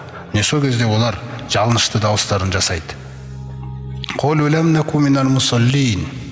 Біз намаз оқымағандардан едік. Валам наку нутғимул мискин. Сондай-ақ біз міскіндерді тамақтандырмаған едік. Екі нәрсені айтып отыр. Ләм наку минал мусаллин. Біздің Алламен байланысымыз болмаған дейді өмірде. Намаз дегенде Алламен байланыс болған жоқ дейді бізде. Екінші, біздің міскіндермен, мұқтаждармен байланысымыз болған жоқ дейді өмірде. Біз тек өзіміз жеп іше берген адамбыз деген нәрсе. Екі маңызды нәрсені айтып отыр. Көрдіңіз бе? Алламен де байланыс болу керек, еліңмен де байланыс болу керек. Мұқтаждармен. Ва кунна нахуду мағал хаидин. Сондай-ақ ана Құран туралы неше түрлі сөйлегендермен бірге сөйлей бердік. Ток-шоу жасай бердік Құранға қарсы. Ва кунна нуказзибу бияумиддин. Төртінші нәрсе, сондай-ақ қиямет күнін, сот күнін болмайды ешқашан. Бізге сот жоқ деп қиямет күні өтірікке шығарып жіберген едік дейді. Хатта атанал яқин. Бізге өлім келгенге дейін осындай жағдайда болдық дейді біз. Міне осындай жағдайлар, осындай аяттар түсіп жатыр, құрметті жамағат. Құран пайғамбарымыз саллаллаху алейхи ва саллям аяттар түседі. Сахабалардың рухы күннен күнге жаңа аяттармен қуатталады. Өйткені бұлар да ертең сынаққа қарай шығады да. Сондықтан жаңа Билал исламға келген кезде Абдулла ибн Масуд айтады, ең әуелі сол Абу Бакр иманын, исламын ең бірінші ашып жүрген Абу Бакр дейді. Пайғамбарымыз ашқаннан кейін, одан кейін мен де Мұхаммедпен біргемін деп ашылған ол Абу Бакр дейді. Пайғамбарымыздан кейін екінші адам. Үшіншісі Аммар деген сахаба, ва уммуху, және анасы. Аммар мен анасы Сумайя. Әкесі кезінде Аммар дүниеге келмей тұрып, сырттан көшіп келген адамдар еді. Меккенің өзіндегі емес адамдар Меккеге келген кезде бір румен біргетті одақтасады, өзіне қамқорлық жасап алады. Сол ру арқылы қорғанады. Қоғамда ешкім қақсына тиіспеу үшін, зұлымдық жасамау үшін. Бұл Мақсум деген румен одақтасады бұлар. Сонымен ол өзінің жағындай сол жерде үйленіп, кейін Аммар дүниеге келеді. Кейін Аммар ер жетіп айтып, осы пайғамбарымыз саллаллаху алейхи ва саллям кезінде иманға келеді. Сонда әуелгі Аммар және анасы екеуі келеді иманға. Бірінші исламын ашық көрсеткендер де осылар еді. Әл-Миқтад, Билал, Сухайб деген тағы да жаңағы сахабалар бар. Бұлардың ішіндегі пайғамбарымыз саллаллаху алейхи ва саллямға олар зиян тигізіп жатқан кезде қоя қояды да, Абу Толиб тірі кезінде көкесі арқылы жаңа қорғанып тұрды пайғамбарымыз саллаллаху алейхи ва саллям. Абу Бакрге зиян тигізетін болса, Абу Бакрдың Тайм деген руы бар, ол да үлкен ру, Меккедегі мысалы беделі бар, сөзі бар. Сол рудан сескеніп, оған да зиянды тигізе алмайды. Қалғандарына темір сауыт бар ғой, соғыста киеді сауыт. Жалаң денеге ыстық сауыт, жаңа темір сауытты кигізеді да, анау жақта шақыр, ол жақта шөл дала, білесіздер, құм қызып жатыр, күннің астына апарып тастай салады. Адамның есі кетіп қалады, адам есін жоғалтуы да мүмкін да. Сон әдейі діннен қайттың ба, онда жата бер деп кетеді. Қайттың ба дініңнен дегендей нәрселер да. Осындай жағдайлар болған. Билалдың өзіне келетін болсаңыз, Умайя ибн Халаф деген кісінің жаңағы құлы еді ол. Ол да жаңағы дөкейлердің ішіндегі қарсыласып жүрген біреу, Умайя ибн Халаф деген нәрсе. Ол кісі Билалды жаңағы исламын біліп қойғаннан кейін діннен қайтуын талап етеді. Қайтпаймын дейді. Содан жаңағы азаптайды оны. Жаңағы күннің астына барып азаптайды. Билал қайтпайды. Сонда Билалдан сұрайтынына Хубал деп айт дейді. Ол айтады Ахат дейді Билал. Алланың атын атайды. Ахат. Ахатты ғана мойындаймын дейді. Қарап, өмір бақи адамға құл болып келген, қалған ғұмырымда Құдайға құл бола алмайын ба деп жатыр ғой. Жалпы Билал сол азапта болып отқандардың ішінде Билал кәдімгідей өлімге дейін тұруға дайын адам болған. Қалғандар арқылы Алла көрсетті, исламда рұқсат қиналған кезде өтірік алдай салу деген нәрсені. Мысалы Аммарларды кеп қинап жатқан кезде оңай болған жоқ, ол Аммардың көз алдында әкесін сабады байлап, анасын өлтірді мысалы дегендей. Сонда күніге азап қой. алып шығады, қорғайтын ешкімдері жоқ. Әркім қай өзінің жаңағы руына қарасты адамды олар азаптайды. Міне күніге азап, жаңағы ыстық темір сауыттың ішіне жатқызып қояды, ана сауыт топырақпен бір қызады, үстінен күн қызады, мынадан ештеңе қалмайды. Тері деген күйген, мысалы, терілер сыпырылып түседі. Сондай жағдайларға дейін қиындық болған нәрселерді. Билал құл. Билалдың жаңа қожайыны Умайя ибн Халаф. Бай, ақша көп, әйел көп, мысалы дегендей. Бала көп, күллі жаңа жетістіктері дүниеде табыстары мол да. Сол адам ойлайды, осы нәрсе абырой деп. Абыройдың қазір не екенін көрсетеді Алла Тағала. Қарас. Дүниеден не қаласа, ананы алып келіп, мынаны істеп ұста, ананы нете сал, малды қарай сал деген кезде үнемі жүгіріп жүрген құл Билал. Ананы істей салады, мынаны істей салады, мынаны істей салады. Алладан басқа біреуді аташ десе, қана Алла Тағала абыройға қалай береді? Ахаттан басқа мойындамаймын дейді. Көрдіңіз бе абырой қай жақта? Абырой Аллада, құрметті жамағат. Рахманда. Әне Рахман не істеді Билалмен? Ол дүниедегі шаруасының міндеттерін бәрін атқарып бере алады оған. Ахатты айтпа, Хубалды айт десе, ахатты айтамын дейді. Алладан басқа тәңір жоқ дейді. Сабайды, қинайды. Умайя ибн Халафтың өзі шаршайды оны азаптаудан. Сонда да жеңілмеген тәкаппарлық балаларының қолына ұстатып, жіпке байлап сүйретіңдер деп, ана бүкіл Меккенің көшелерімен балалар сүйретіп жүреді.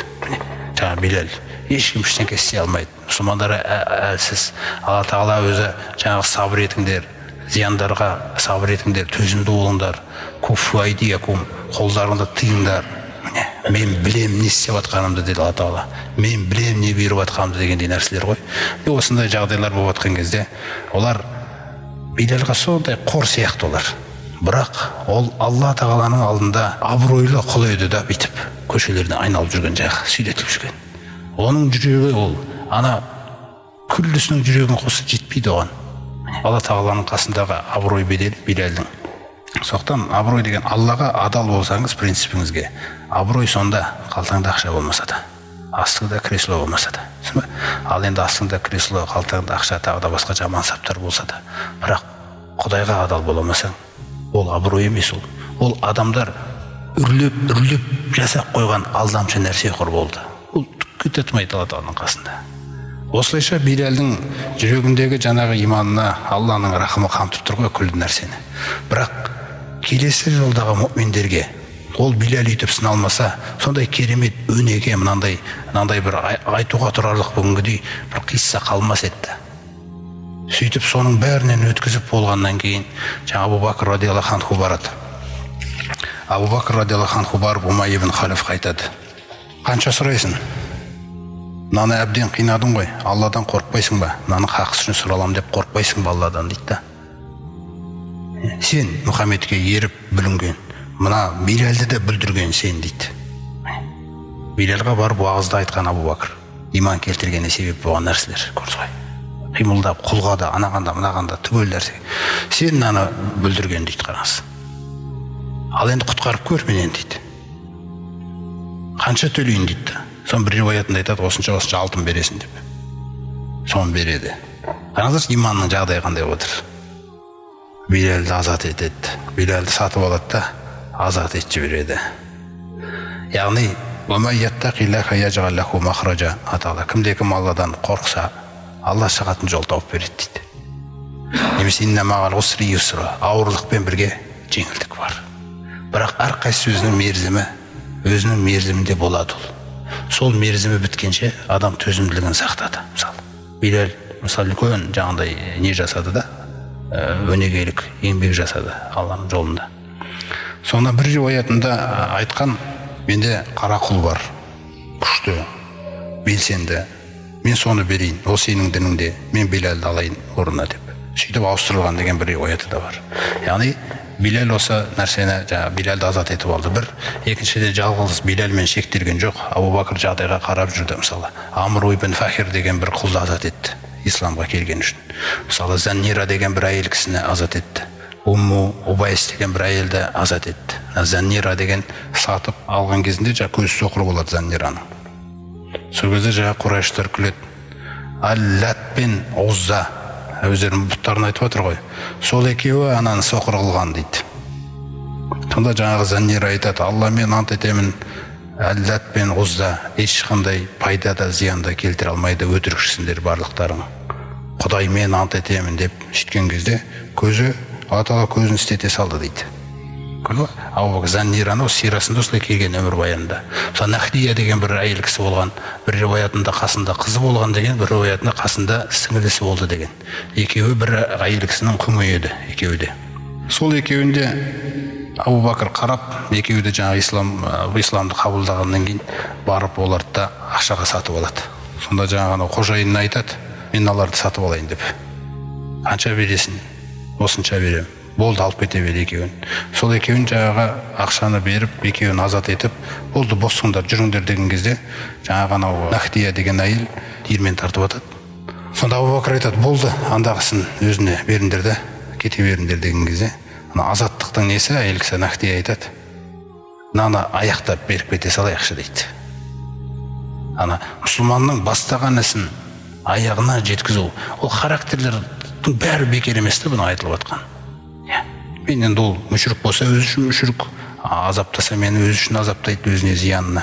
Бірақ мен мына міндетімді аяқтап кетсем бола ма деген кезде, жақсы, өз қалағандарың болсын дейді Абу Бәкір.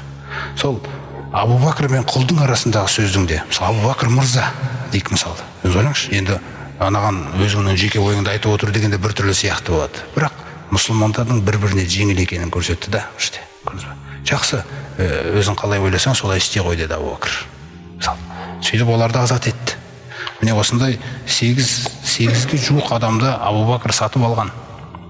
Олар оның туысқаны емес. Бірақ олардың жүрегінде Құдайды мойындаған иман бар еді. Қиналып жатқан кездері шамасы келген Абу Бәкір болып барлығын сатып алды да азат қылып жіберді. Билалдың өзін сахабалар сыйлағанда, мысалы, азан шақырады ол. Азан шақырылғаннан кейін барлығы Билалдың азанын тыңдап жүрген кезде Омар радиаллаху анху кейін Мединада айтады, Абу Бәкір біздің мырзамыз дейді. Сайид деп аталады арабша. Біздің мырзамыз ғой дейді. Ол біздің мырзамызды азат еткен дейді Билалды. Қалай дәрежелерін көтеріп деген нәрселер бар да. Сондықтан осы Абу Бәкірге байланысты сосын жаңағы Умайя ибн Халаф тардың дүниеге беріліп, жаңа ақша бердің, Билалды босатты мысалы. Олар дүниені қалап жатыр. Абу Бәкір ақыретті қалап жатыр. Сол кездегі мына аяттарға назар аударып жіберейік. Ләйл сүресі түседі. Абу Бәкірдің құрметіне дегендей мағынада, яғни жақсы сол кісінің жаңа кейбір амалдарын дәріптеп. Аузу биллахи минаш шайтанир раджим. Бисмиллахир рахманир рахим. Ва лейли иза яхша.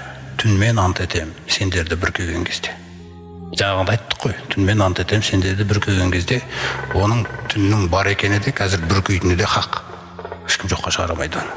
Яғни көздеріңе көрініп тұрған ақиқатпен ант етемін. Уан-нафари иза тажалла. Сондай-ақ ертең Құдай қаласа ағарып шығатын, жарық қоп шығатын күндізбен де ант етемін дейді. Уама халақа закара вал унса. Сондай-ақ ер мен әйелді жаратқан, мысалы, Алламен ант етемін дейді. Ол да хақ, ешкім жоққа шығарамайды жұптықтың керектігін, дұрыс па? Инна сағиякум ла шатта. Мына ақиқатты көздеріңе жеткізгім келіп тұр дейді. Ант етемін осы нәрселермен, сендердің ұмтылыстарың осы дүниедегі мақсаттарың әртүрлі дейді. Әртүрлі дегенде біреу ақыретті қалап жүр, біреу дүниені қалап жүр. Фаамма ман аъта ваттақа. Ал енді кім мен сұраған кезде малынан берсе, садақа ма, зекет па? Мысалы Абу Бәкірден қалай сұрады Алла Тағала? Анау жерде Билал қиналып жатыр. Билалдың дауысы шығып отыр, Абу Бәкір өтіп баратыр. Алла Тағала сұрап отыр ма, сұрап отқан жоқ па? Сұрап отыр. Олар солай түсінеді Алланы, мен түсінеді адамдар. Кім сұраған кезде берсе, уаттақо, абайласа, бермесем болмайды ғой деп, қорқам ғой Алладан десе, уассаддақа бил хусна. Сондай-ақ пайғамбар арқылы келген Құран, жақсылық деп аталатын Құранда, жақсылық деп аталатын ертеңгі ақыретті растаса, яғни иман келтірсе деп жатыр. Фасунаяссируху лил юсра дейді. Онда біз оның сол жәннатқа апаратын жолын жеңілдете береміз дейді. Енді оған салиқалы амалдарды орындай беру, Аллаға бойсына беру оңай бола береді дейді. Ва амма ман бахила вастағна. Ал кімде-кім Алла Тағала оған бер деген кезде сараңдық жасаса, вастағна, өзін бай көрсе, мұқтажсыз көрсе, мысалы, менсінбесе, Алла тағаланы мойындамаса деп отыр. وَكَذَّبَ بِالْحُسْنَى. Сондай-ақ өзіне уәде етілген жәннатты да, мына Құранды да, ақырет жұртында күллісін өтірікке шығарса дейді. Яғни имансыздық жолды таңдаса, فَسَنُيَسِّرُهُ لِلْعُسْرِ дейді. Онда біз оны ауырлыққа қарай, жәннатқа баратын жолын ауырлатып жібереміз да, тозаққа оңай болып кетеді дейді жолы. Тозаққа қарай жолын жеңілдетеміз дейді. Сол күні тозақтың алдына әкелінген кезде, وَمَا يُغْنِي عَنْهُ مَالُهُ إِذَا تَرَدَّى. Ол малымды берейін, құтылайын деген нәрселер болса, оны құтқарушы болмайды дейді. Малы оны құтқара алмайды дейді ұсынған кезде.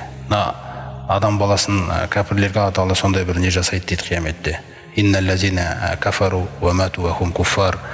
Кәпірлерге келетін болсақ, олар дейді, сол күпірлік күйінде өліп кеткен болса, лау анна лахум ма фил арди жамиған дейді Алла Тағала. Егер олардың иелігінде қиямет күні әдейі солай істетсем дейді, олардың иелігінде жердің бетіндегі күллі нәрсе болса дейді, бір адамның иелігінде, ва мислаху маху, және жарайды тағы бір жерді безекші дейді. Лияфтаду бихи мин азаби яума изин. Сол күнгі азаптан, осындай саған жердің беті толы байлық берсем қазір, тағы қосып тағы біреу берсем саған деп айтады екен. Сосын айтады екен, егер тозақтан құтқарайын, соны маған бересің ба деп, орнына төлейсің ба деп айтса, төлеймін дейді ғой енді. Көне сол нәрсені. Сондай бір ұсыныс жасағандай алданыш жасалады да оларға. Ма туқубила минхум дейді. Ешқашан қабыл етілмейді дейді олардан. Валахум азаб әлим. Оларға қиналтушы азап бар дейді. Мұсылмандарды қинаған үшін, Құранға қарсы шыққан үшін, пайғамбарымызды ренжіткендер үшін деген нәрселер. Ва юридун ан яхруджу минан нари. Олар қиналып оттың ішінен шыққысы келеді дейді, тозақтан. Ва ма хум бихариджина минх. Олар тозақтың ішінен шыға алмайды. Валахум азабу мухим дейді. Өйткені оларға тұрақты азап болады дейді. Яғни мәңгілік өмірін жаңағы тозаққа жазып қойғанбыз дейді. Мухим деген сөз. Осы нәрселердің бәрі не үшін айтылып отыр? Инна алейна ләл худа. Сөзсіз жол біздің қолымызда дейді Алла Тағала. Ва инна лана әл-ахирата вәл-ула. Сондай-ақ дүниеде, ақыретте бізде. Жаңа айтты ғой, сендердің ұмтылыс, ізденіс мақсаттарың әртүрлі. Егер дүниені іздесең, дүние менікі дейді Алла Тағала айтады. Ақыретті іздесең, ақыретте менікі дейді. Тура жол іздесең, тура жол менің қолымда деп отыр. Қарастыр. Тозақтан құтылғың келе ме? Оны тек қана мен құтқара аламын деп отыр. Қараңыздар, фәанзартукум наран талазда. Жалындап тұрған тозақпен ескертіп қойдым дейді. Болды. Құран арқылы сендерге. Сосын нәрсені айтып отыр. Ла яслаха илля ал-ашқа. Тек бақытсыз ғана түседі дейді тозаққа. Имансыз деген сөз. Аллази каззабат ва тавалла. Ол иманды өтірікке шығарды және теріс айналып кетіп қалды. Жаңағы Абу Жахилдер сияқты. Ва саюджаннабухал атқа. Енді аны қараңыздар. Тақуарақ болған адам ол тозақтан алыстатылады. Ол кім? Абу Бакрды айтып отыр. Аллази ю'ти малаху ятазакка. Ол малын беріп жүр дейді. Жан дүниесін тазарту үшін. Қазір сараңдықтан, дүниеге деген байланудан, қазір сол нәрседен, мына жақ ықыласқа толсын Аллаға деп та, ол малын жұмсап жүр дейді. Ана құлды азат етті жаңа, Билалды азат етті дегендей нәрсе. Нахдияны азат етті. Осылай азат етіп отыр адамдарды, құлдарды. Вамали ахадин индаху мин ниъматин туджза. Сол нәрселерді ол беріп отқан кезде дейді, азат етіп ақша беріп отқан кезде, сол кімге ол берсе, сол кісінің қасында ол үміт етіп жүрген рахмет немесе бір сыйлық жоқ дейді. Оған ол адамнан еш нәрсе керек жоқ дейді. Қарасаңыздар қандай? Жүрегінде не сипаттап отыр ғой? Егер Алла оның жүрегін солай сипаттаса, ол шын мәнінде керемет жүрек қой. Сонда ол іздеп жүрген нағмет жоқ дейді ешкімде. Ол Алла үшін істеп жүр дейді оның бәрін. Міне қараңыздар. Илля битиға вачхи раббихил а'ла. Өте биік мәртебелі Раббысының дидарын ғана қалап жүр ғой дейді. Абу Бакрдың жүрегін сөйлеп отыр ғой. Вала сауфа ярда. Жақында ол риза болады дейді. Яғни мен берем дейді оған өзімдікінен. Мысалы Абу Қахафа деген жаңағы Абу Бакрдың әкесі Ол кісі жаңа Мекке ашылған жылы бірақ келді ғой иманға. Мына құлдарды азат етіп жатқанын көріп, Абу Бәкірге айтады: балам, мына құл азат етсең де кішкене бір ірлеу, денелері күшлі, белсенді адамдарды азат етсеші. Өзіңе көмекші болады, пайдалы болады, қасында жүреді. Мынау әлсіздер, әйел адамдар, күңдерді азат етіп, бұл не ол дегенде: әкем-ау дейді, мен бұларды азат етіп жатқан кезде дейді, Алланың жаңағы ақыреттегі сауабынан басқа, Раббымның дидарынан басқа нәрсені қаламаймын ғой дейді. Қарыз ғой, істейді, істегенін айтпайды. Алла үшін болды, Алла Тағалам қабыл етсе болды. Осылайша қаншама адамдарға, осындай Абу Бәкір сияқты, бұл Абу Бәкірдің осылай істеуі пайғамбарымызға үлкен жәрдемді. Ол мысалы Билал үшін қиналып отыр, пайғамбарымызда тиын жоқ, ештеңе жоқ. Ол қиналып отыр, ол Билалға не істей алмайды, атаға деді сабыр ет дейді. Ана Аммардың барып байлап қойған, Аммардың анасы Сумайяны жерге жатып байлап тастаған мысалы. Соның қасына барады, ана жерде пайғамбар жылайды, қиналады, ештеңе істей алмайды. Сабыр етіңдер дейді Алла Тағала. Өйткені әуелгі буын ішіндегі сол қиыншылықты, бұл діннің қандай қиыншылықпен келгенін көрсету үшін Алла Тағала қандай бастама болды бұл діннің басында. Әбден соқыр нанымға сіңіп қалған қандарына сіңіп кеткен адамдардың ішіне жіберілді ғой. Ойлаңыз. Мүсінді сындыра салғанша, одан да барып Мұхаммед тұрайық деген нәрседен не сұрайсың? Ана сондай нәрселер болып отыр. Сол сияқты Аммарды қинап атты мысалы. Аммарды қинап жатқан кездегі қиын нәрсе Сумайя мысалы. Ол Аммардың жаңағы анасы. Үлкен жастағы кісі олды. Иманға келген әйел кісі. Қарап тұрсаңыз. Жерге байлап қойған, қайтаран жаңағы Абу Жахил келеді. Абу Жахил келіп, мынандай сөзді айтып жібереді. Күннен күнге Абу Жахил бұрын өткенде айтты ғой. Аты Абул Хакам еді. Даналықтың атасы дегендей. Алла Тағалаға қарсы келе берген сайын, жамандыққа үйір бола берген сайын, адам ақылдан айырыла береді екен. Содан адам өзінің істеп жүрген істерінде ажырата алмай қалуы мүмкін екен. Сонда Сумайяның қасына келіп айтады ғой: сен білесің бе, неге Мұхаммедтің дініне кіргеніңді дейді. Сен Мұхаммедті сүйіп қалғансың ғой, деп күледі. Қараңыздар қандай нәрселер айтады. Алладан басқа тәңір жоқ деп, бір риуаятында айтады, Абу Жахилдің бетіне түкіріп жіберген дейді. Қараңыздар. Сол жерде жаңағы намыстан, тәкаппарлығы жеңе алмай найзамен келіп жатырына тығып алған дейді мысалы. Ойлаңыз. Сол кезде Әл-Уалид ибн Мұғира бір риуаятта айтады, Әл-Уалидтің өзі айтқан дейді Мұғира. Ол оның көкесі Абу Жахилдің. Мүлде надандықтың атасы болып кетсің ғой сен деп. Содан бастап аталған дейді Абу Жахил деп. Бір риуаят. Бір риуаятта пайғамбарымыз атаған дейді, осы ісінен кейін. Нақты надандықтың атасы екенсің сен деген мағынада. Сол Сумайя, әйел кісі, ең бірінші осы пайғамбарымыздың өмірінде, меккелік кезеңде Алла үшін жанын берген әйел адам. Әйелдің рөлі бар ма, жоқ па қоғамда? Егер жақсылап тәрбие алсаң оны, көрсіз ғой. Бұл анасының, мысалы айтайық, жаңағындай шейіт кетуінің өзі, ол Аммардың жүрегінде қандай үлкен нәрсе етті. Мысалы, ол ана жерде айырылып жатқан болса да анасынан, бірақ оның анасы бірінші шейіт кетті де, Аммардың. Осындай қиыншылықтар болып жатқан кездер болатын, құрметті жамағат. Мына жақта қиыншылық болып жатыр, ауырлық болып жатыр. Құран әр нәрсені орнына қойып, жүректерді реттеп жинақ қояды. Пайғамбарымызға жағдайлардан кейін Құран түседі, түгел нәрсе орнына келеді. Құран түседі, түгел нәрсе орнына келеді. Мысалы, андай бір жағдай, пайғамбарымыз салсам, Абу Бәкір екеуі күндіз кетіп бара жатқан кезде Умайя ибн Халафтың қойын бағып жүрген бір жас балаға кездеседі. Сосын жаңа жас балаға қасына келіп, екеуі жаңағы шөлде, шөлдеп, сүтің бар ма дейді. Қой бағып жүр ғой. Қойда бір жаңағыдай сүт бар шығар, саулық қойдан кішкене сүт бересің ба дейді.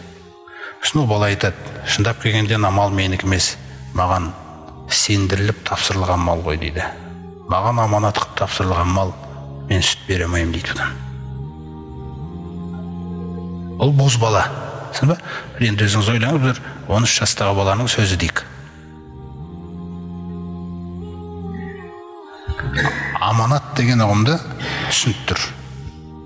Мен бере алмаймын, бұл маған тапсырылған мал дейді. Сеніп тапсырылған мал дейді. Сонда пайғамбарымыз саллаллаху алейхи вассалам айтады, сенде бір қой бар ма, қошқар тимеген әлі? Бар деп алып келеді. Бала өзінің жұмысына, кәсібіне мықты, қай қойдың қандай жағдайда екенін неден біледі. Біреудің малы ғой деп жаңағы қорадан алып шығып кешке апарып беру деген нәрсе емес. Соны алып келген кезде пайғамбарымыз саллаллаху алейхи вассалам сол жерде жаңа желінен сипайды екен. Бисмилля деп. Алланың қалауымен желін көбейеді. Сонымен сол жерде сүт ішеді, жаңағы Абу Бәкірге де ішкізеді, Абдулла ибн Масуд жаңағын бәрін көріп тұр. Сосын жиыла ғой, бисмилля дейді, қайтарған орнына келе салады. Бұл оп-оңай. Алла Тағала қаласа күллі істі осылай жасай беретін еді пайғамбарымыз саллаллаху алейхи вассаламға. Бірақ Алла Тағала діннің реальный, нақты, шынайы еңбекпен осы кәдімгі өзін көріп тұрған өмірдің құбылысында болуын қалады да. Сол жерде Алла Тағала мұғжизаны, сондай бір нәрсені Абдулла ибн Масудқа көрсетті. Мысалы, әркімге көрсетіле берген жоқ қой. Бұл балаға Алла Тағала үлкен болашақ қалайын деп тұр. Оның бойында жақсылық бар, аманат деген ұғым бар, әдеп деген ұғым бар. Жаңағы нәрсеге қарап, маған үйретіңізші жаңағы айтқан сөздеріңізді дейді. Пайғамбарымыз басынан сипайды. Басынан сипап тұрып айтады, шындап келгенде сен үйретіліп қойған баласың ғой дейді. Алла Тағала салып тастаған екен дейді бойыңа. Осы екі сөз, өзінің жаңағы бұл маған сеніп тапсырылған аманат деген сөз, сондай-ақ жаңағы пайғамбарымыздың сен үйретіліп қойған баласың ғой деген сөздерге ойланып, пайғамбарымыз саллаллаху алейхи вассалам жерде жаңағы иман келтіріп куәлік сөздерін айтқан бала еді. Бұл Абдулла ибн Масуд деген осы бала болады да, мысалы. Осы Құранның керемет тәпсіршісі, пайғамбарымыздың қасынан қалмай жүрген бала, пайғамбарымыздың жаңа тәпсіркесіне дейін бағып жүретін, өзіне сондай қызмет алып, жаңағы сол сияқты нәрсені Бадырда, қаншалаған шайқастарда қатысты. Осы Абу Жахілді де, Абу Жахілдің де соңғы жаңағы несі өлім сәті осы Абдулла ибн Масудтың келіп өлтіреді оны Бадыр шайқасында. Көрдіңіз ғой? Абдулла ибн Масудтың қолынан өледі. Ең сол жерде аяқталады Абу Жахіл деген нәрсе. Жалпы пайғамбарымыз саллаллаху алейхи айтқан ғой, әрбір заманның перғауыны болса, біздің кездегі перғауын осы Абу Жахіл деген. Қарсы қойып күллі нәрсені мысалы. Сөйтіп Абдулла ибн Масуд осындай жаңағы иманға келеді. Амр ибн Абаса деген кісі бар. Ол кісі айтады, мен өзім жахилет кезінде де мүсіндер, наным сенімдерді халықта болып жатқан көбісін мойындай бермейтін едім дейді. Дұрыс емес мына нәрселер деп. Сосын Меккеге қарай жаңағы пайғамбарымыз саллаллаху алейхи вассаламның насихаты басталып жатқан кезде сыртқа қарай тарайды, түр ислам туралы естіліп жатыр ғой. Пайғамбар туралы естіліп жатыр, ислам туралы, Құран туралы деген сөздер естіліп жатады. Сөйтіп жаңағы түйеге мініп келдім дейді. Іздеп, сосын пайғамбар саллаллаху алейхи вассаламға жолықтым дейді. Сосын айттым дейді. Сөйлесіп, шындықты іздеп жүрген жігіт, мысалы, сіз кімсіз деп сұрадым дейді. Сосын ол айтты дейді, мен пайғамбармын деп. Не ол пайғамбар деген? Нәбимін деді ғой енді. Не ол пайғамбар деген? Пайғамбар деген мені Алла жіберді дейді. Алла Тағала сізді немен жіберді деген кезде, туысқандық байланыстарды жалға деп сондай бұйрығымен жіберді. Қазір адамның көңілінде құндылықтардан бастап отыр. Көрдіңіз бе? Туысқандық байланысты жалға, суытпа, үзбе деген бұйрығымен жіберді мені. Сондай-ақ адамдардың санасындағы пұттарды қиратуға жіберді дейді. Пұт деген нәрсе бірінші мына жақта қирамай, қандай нәрсе? Ол адамның өмірінен кетпейді. Сондықтан бірінші мына жақтан келу керек те ол. Пұттарды қиратуға, және Алла Тағалаға ешкімді серік қоспау үшін жіберді дейді. Екі осы байланысты айтады. Сосын айтады, сізге кім беріп жүрген, қасыңызда кімдер бар дегенде, менің қасымда азат та бар, менің қасымда құл да бар. Сол кезде мен Абу Бәкір мен Билалды көріп қалдым дейді. Қасына келіп отыра кеткен дейді. Осы кісілер сырттан келіп жаңағы қаншалаған әрекеттер жасалып жатса да, Алла Тағала біреуге тура жол қаласа, ол келеді. Тура жолын тауып кетіп жатыр да. Бұл жаңағы Амр ибн Абса деген сахаба радиаллаху анху осылай келіп, пайғамбарымыздың қасында куәлігін айтып, сосын мен осында қалсам қалай болады дегенде, жоқ, сен қазір қаламайсың, жағдайды көріп тұрсың, менің жағдайым қандай, адамдар сыртымыздан не істеп жүр, мұсылмандардың жағдайын көріп тұрсың қандай болып жатқан, сондықтан сен ауылыңда бола бер, кейін мен шақырған кезде келесің деп, оны да өзінің тыныш жеріне қарай жібереді.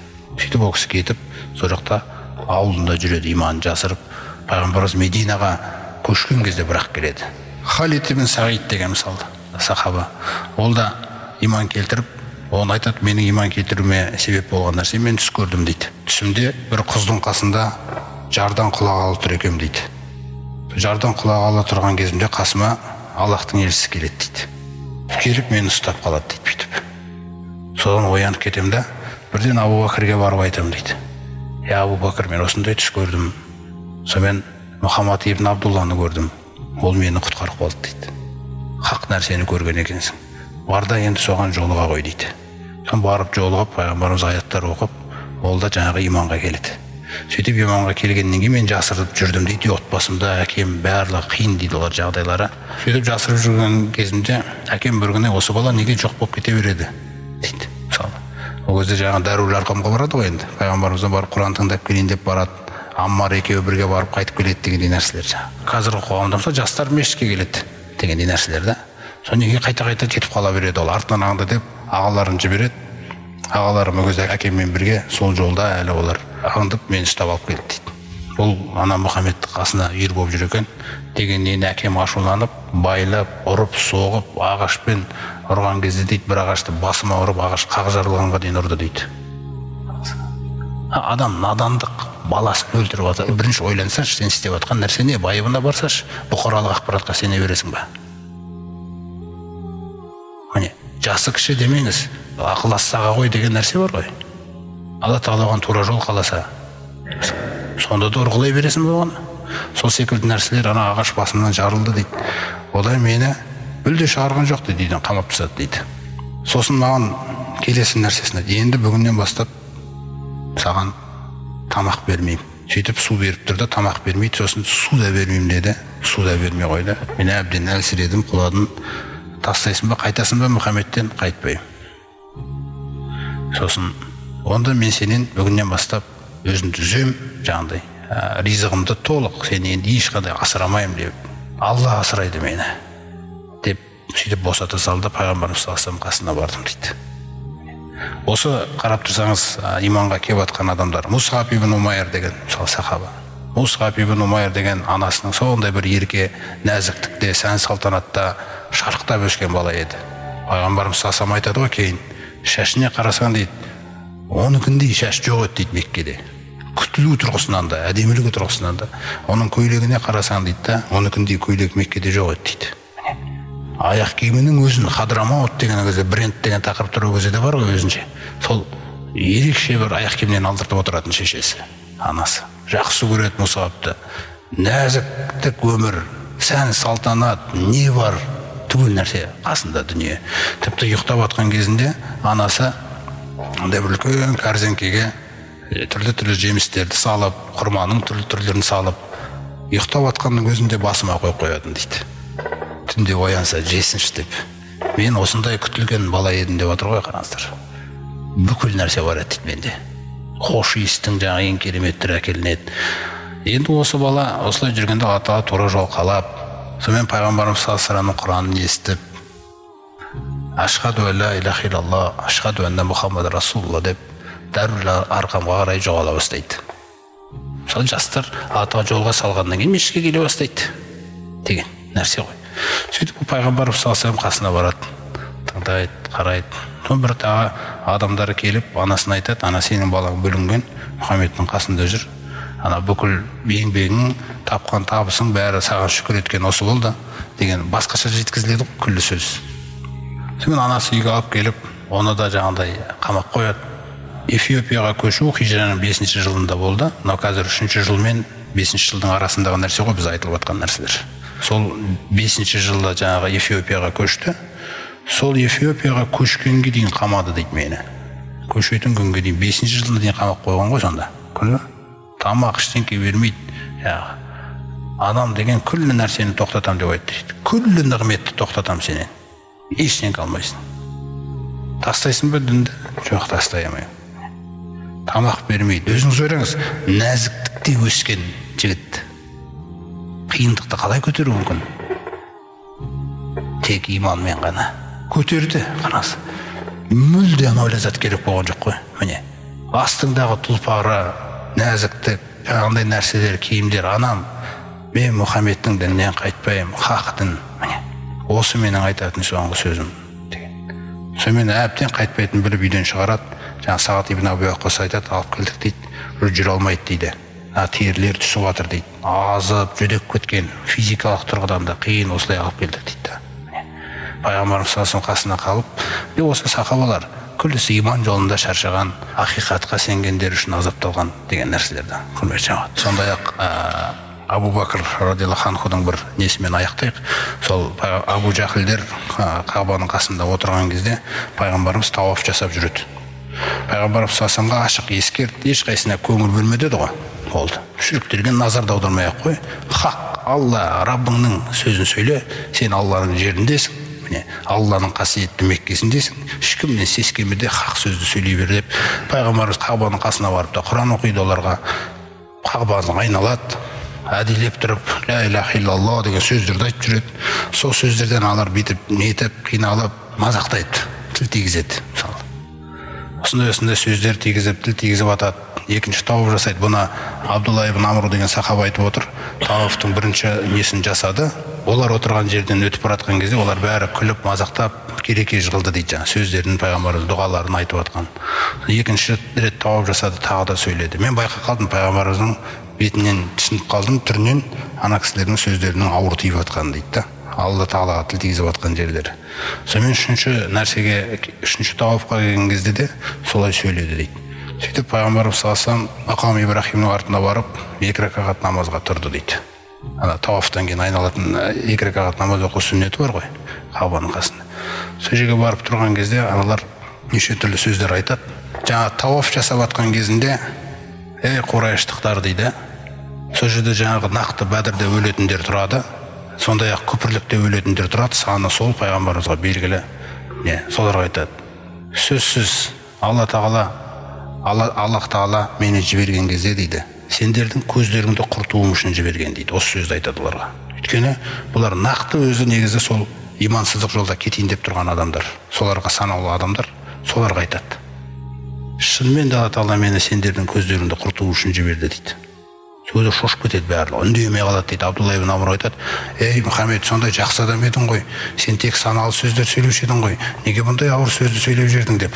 Жаңағы адамдар қорқып, сөйтіп кетіп, пайғамбарымыз кетіп қалды. Жаңағы мақамның артына барып 2 ракағат намаз оқып атқан кезде тағы бір дөкейлері қосылып, не деді, осылай деді, не қорқып қарап тұрдыңдар ма, не бірден қайтпадыңдар ма деген нәрселерді айтып, сөйтіп солардың ішіндегі біреуі бір риуаятта айтады, жаңағы Абу Мағит, Уқба ибн Абу Мағит дейді. Көбінесе сол кісі келді, сол ма айтып жүрген деп үстіндегі көйлегін шешіп, ұзыннан арқан құсатып орап, пайғамбарымыздың мойнына салып, қиямда намазда тұрған кезде содан бүйтіп қылқындырады. Абдулла ибн Амр айтады, сол пайғамбарымыз өйтіп тізесіне қарай құлады дейді, осылай қылқындырып жіберген ғой енді.